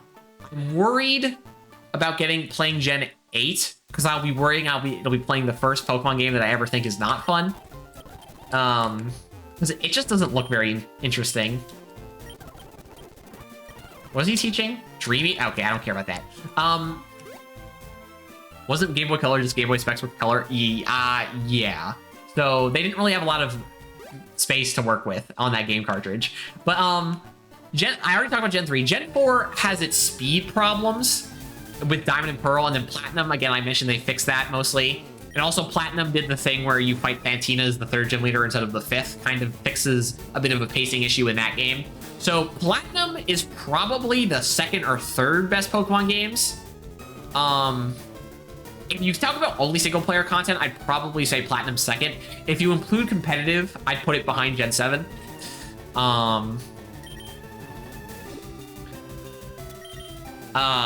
But yeah, single-player content, I'd say Platinum is the 2nd best Pokemon games after Black and White. Gen 7, I'd say, is the best if I include the fact that But I think the Gen 7 liking competitive Pokemon thing is a lot more subjective. Because I definitely think that there's a certain couple Pokemon games that have the correct mechanics, so to speak, that make it the most optimal experience. Where with competitive, I do, again, think that there are different reasons to like different competitive scenes. Can you please get caught? I just need one of you so I can go get Flash. So Gen 4 is pretty good. It's really good. I like Gen 4. Gen 5, Black and White 1 is good. The Team Plasma stuff in Black and White 1 is kind of silly. Oh, it's the best story. Blah, blah, blah. I don't care about Pokemon stories. It's dumb. Who cares? And yeah, there's just like Black and White is like, I'd say the most middle of the road. Black and White 1. Black and White 2 has there's one thing I have to say. There's only one point I feel like I need to make to say that Black and White 2 are the best Pokemon games. How fast battles in Gen 5 are, that's not the point. There's only one thing you need to say about Black and White 2 for people to realize that Black and White 2 is the best Pokemon game. And they'll still obstinately disagree with you because they're idiots. But the reason that Black and White 2 are the best Pokemon games, they are the only pair of Pokemon games, the only ones with a hard mode. People have asked for a Pokemon hard mode. They gave it to us one time in Black and White 2. No one talks about it. It's not called hard mode, but after you beat one of them, because it's a Pokemon game. In one of the games, you beat the game, you get easy mode, which is weird. Why would you play easy mode after beating the game? And one of them you unlock easy mode, one of them you unlock hard mode, and then if you can trade the difficulties to the other game, because in different versions, it's how Pokemon does things. But again, let me reiterate: they are the only Pokemon games with a hard mode. People have asked for this. People have been like, Pokemon, can you give us a hard mode? Because, you know, they're like older fans of the Pokemon series who want it to be harder. Like, we do Nuzlocke and stuff. It'd be cool to have a Pokemon game with an actual, like, harder game difficulty. Oh, wait, whoops. Now, I'm not going to say it's, like, the hardest thing ever. But they did. They made a hard mode for one of their games. One of them. And it was Black and White 2. They had challenge mode. They gave Pokemon, they gave teams like better, higher levels, better AI, items, competitive movesets. We got that nobody talked about it, and then people go back and go talking about wanting it. Yeah, I am still baffled to this day that people don't just, especially older fans, the people that older fans who ask for like saying, man, Pokemon's easy these days. I'm like, you know, again, it's not the hardest thing ever because it's still made by Nintendo, and Nintendo hard modes are like, unless you're Fire Emblem and you're doing like Maddening plus and Awakening or Lunatic on but that's Intelligent Systems, not so much Nintendo. Most of the other Nintendo properties either just don't have hard mode of any kind. I guess there's like Master mode in like a couple Zelda games, but those never feel really hard either. So it's not like, again, not much harder.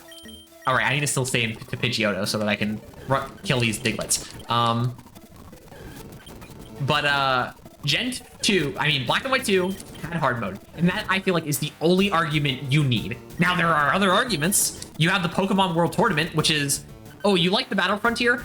The Battle Frontier is like, okay, so the Battle Frontier has the benefit of being a lot more diverse in format, but the Pokemon Tournament, World Tournament, lets you fight every gym leader and every champion, including Red, because Red's not technically a champion, but he's like an important, he's champion adjacent. Every champion and every gym leader from every past game. And they all get Gen 5 music remixes. Sounds awesome to me. You also have the fact that the old argument that aesthetically 2D sprites are more interesting. The moving 2D sprites are more interesting than the mostly static 3D models of Gen 6 and onward. Like, everyone like complains about Typhlosion not having his fire erupting out of him, and he's just standing. All the Pokemon are kind of just standing there, except for the couple bird Pokemon that flap their wings. Whereas the Gen 5 Pokemon are moving around and emoting and like doing cool little animations.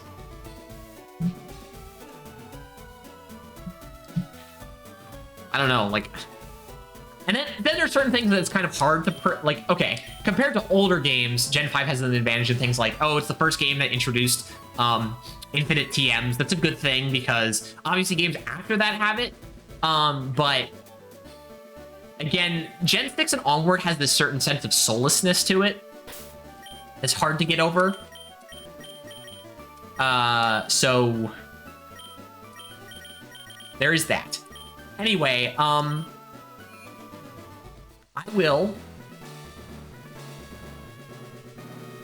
This is for OCD purposes. I don't have OCD. I'm just, you know what? No. I was gonna say, for OCD purposes, if I stand here, that's, besides this guy up here, this is evenly matched. But you know what? I'm gonna stand over here instead because I don't have OCD. What do I care? So yeah, it's been 3 hours.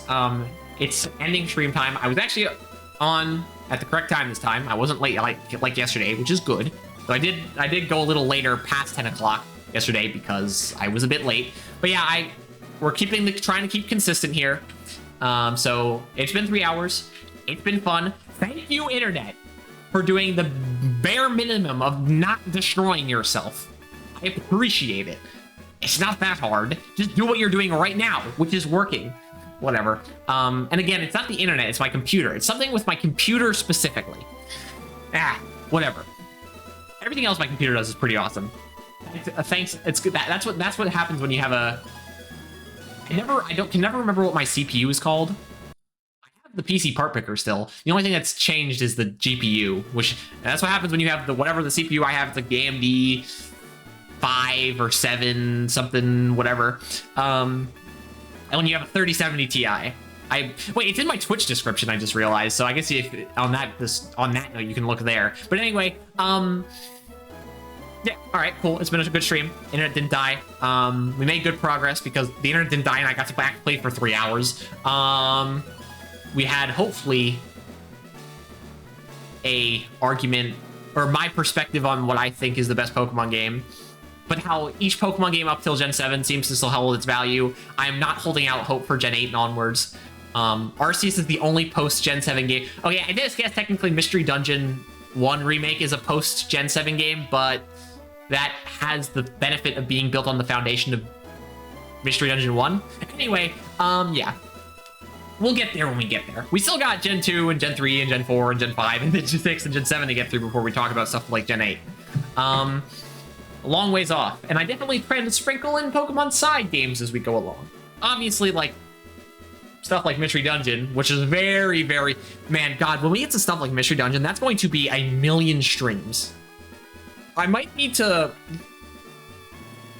There's going to be a point, I will promise this. This is the last tangent before I end the stream. Last tangent before I end the stream is going to be when I start playing actual RPGs, and I don't mean KOTOR, which is kind of short, and I don't mean Pokemon, which is mostly short. When I start playing stuff like... Here's one that I've played before. It's the only one in the series I've played. Xenoblade Chronicles. I love Xenoblade Chronicles 1. It was a great game. I've not played Xenoblade Chronicles 2. I've not played Xenoblade Chronicles X. I've not played Xenoblade Chronicles 3. I have not played Xenogears. I have not played Xenosaga 1, 2, or 3. All the Xeno games, basically. I've only played Xenoblade Chronicles 1. That game is long. Very long. Just the single-player main story content. And in those RPGs like Xenoblade, I want to do at least some of the side content. So when I get to RPGs like Xenoblade, when I start playing stuff like that, because there are older RPGs, it's specifically older RPGs that are shorter, comparatively. When we start getting to modern, it's basically JRPGs is what I'm complaining about, and then big Western RPGs as well, like something like a Skyrim or an Oblivion. When I get to those games, I will definitely, at that point, be like, all right, we are probably going to be bumping up streaming from like 3 hours to 4 hours, because probably start time, maybe we either go start at 6 or go till 11, because Jesus Christ, those are games I want to play, even if I don't get to the point where I can make this a job, just because I want to play those games. But those games are going to take a long time to play. And I might need to be like, all right, we're going to play this RPG for like maybe 10 episodes, and we take a break to do another stream of games that it's like a shorter game, which is definitely probably a good idea. Anyway, yeah, that's just a thought of the future. Again, the JRPGs and Western RPGs that are really big, very long, open-ended, open-world games, stuff like that, is something I'm kind of holding off, because that I really don't have the ability to do that without just getting mired in a game like that for a long time with how I stream now. But it is games I am planning on playing. I don't worry about that. Anyway, yep, good stream, and I will see you tomorrow. What's today again? Saturday? So tomorrow is more Salt. We have to be at the end of Salt and Sanctuary. We have to. It looks like the final area. If we don't, I mean, if we finish Salt and Sanctuary tomorrow, like within like 20 minutes to an hour, I will either I'll think about it tonight and tomorrow. We'll either A, come back and keep playing Pokemon, or B, we could do some messing around with some other stuff. We could do more Yu-Gi-Oh! Master Duel. We could play some Smogon. That'd be fun. On Pokemon Showdown, random battles. We could do, I could bring the Binding of Isaac back. I could bring Halo Infinite back.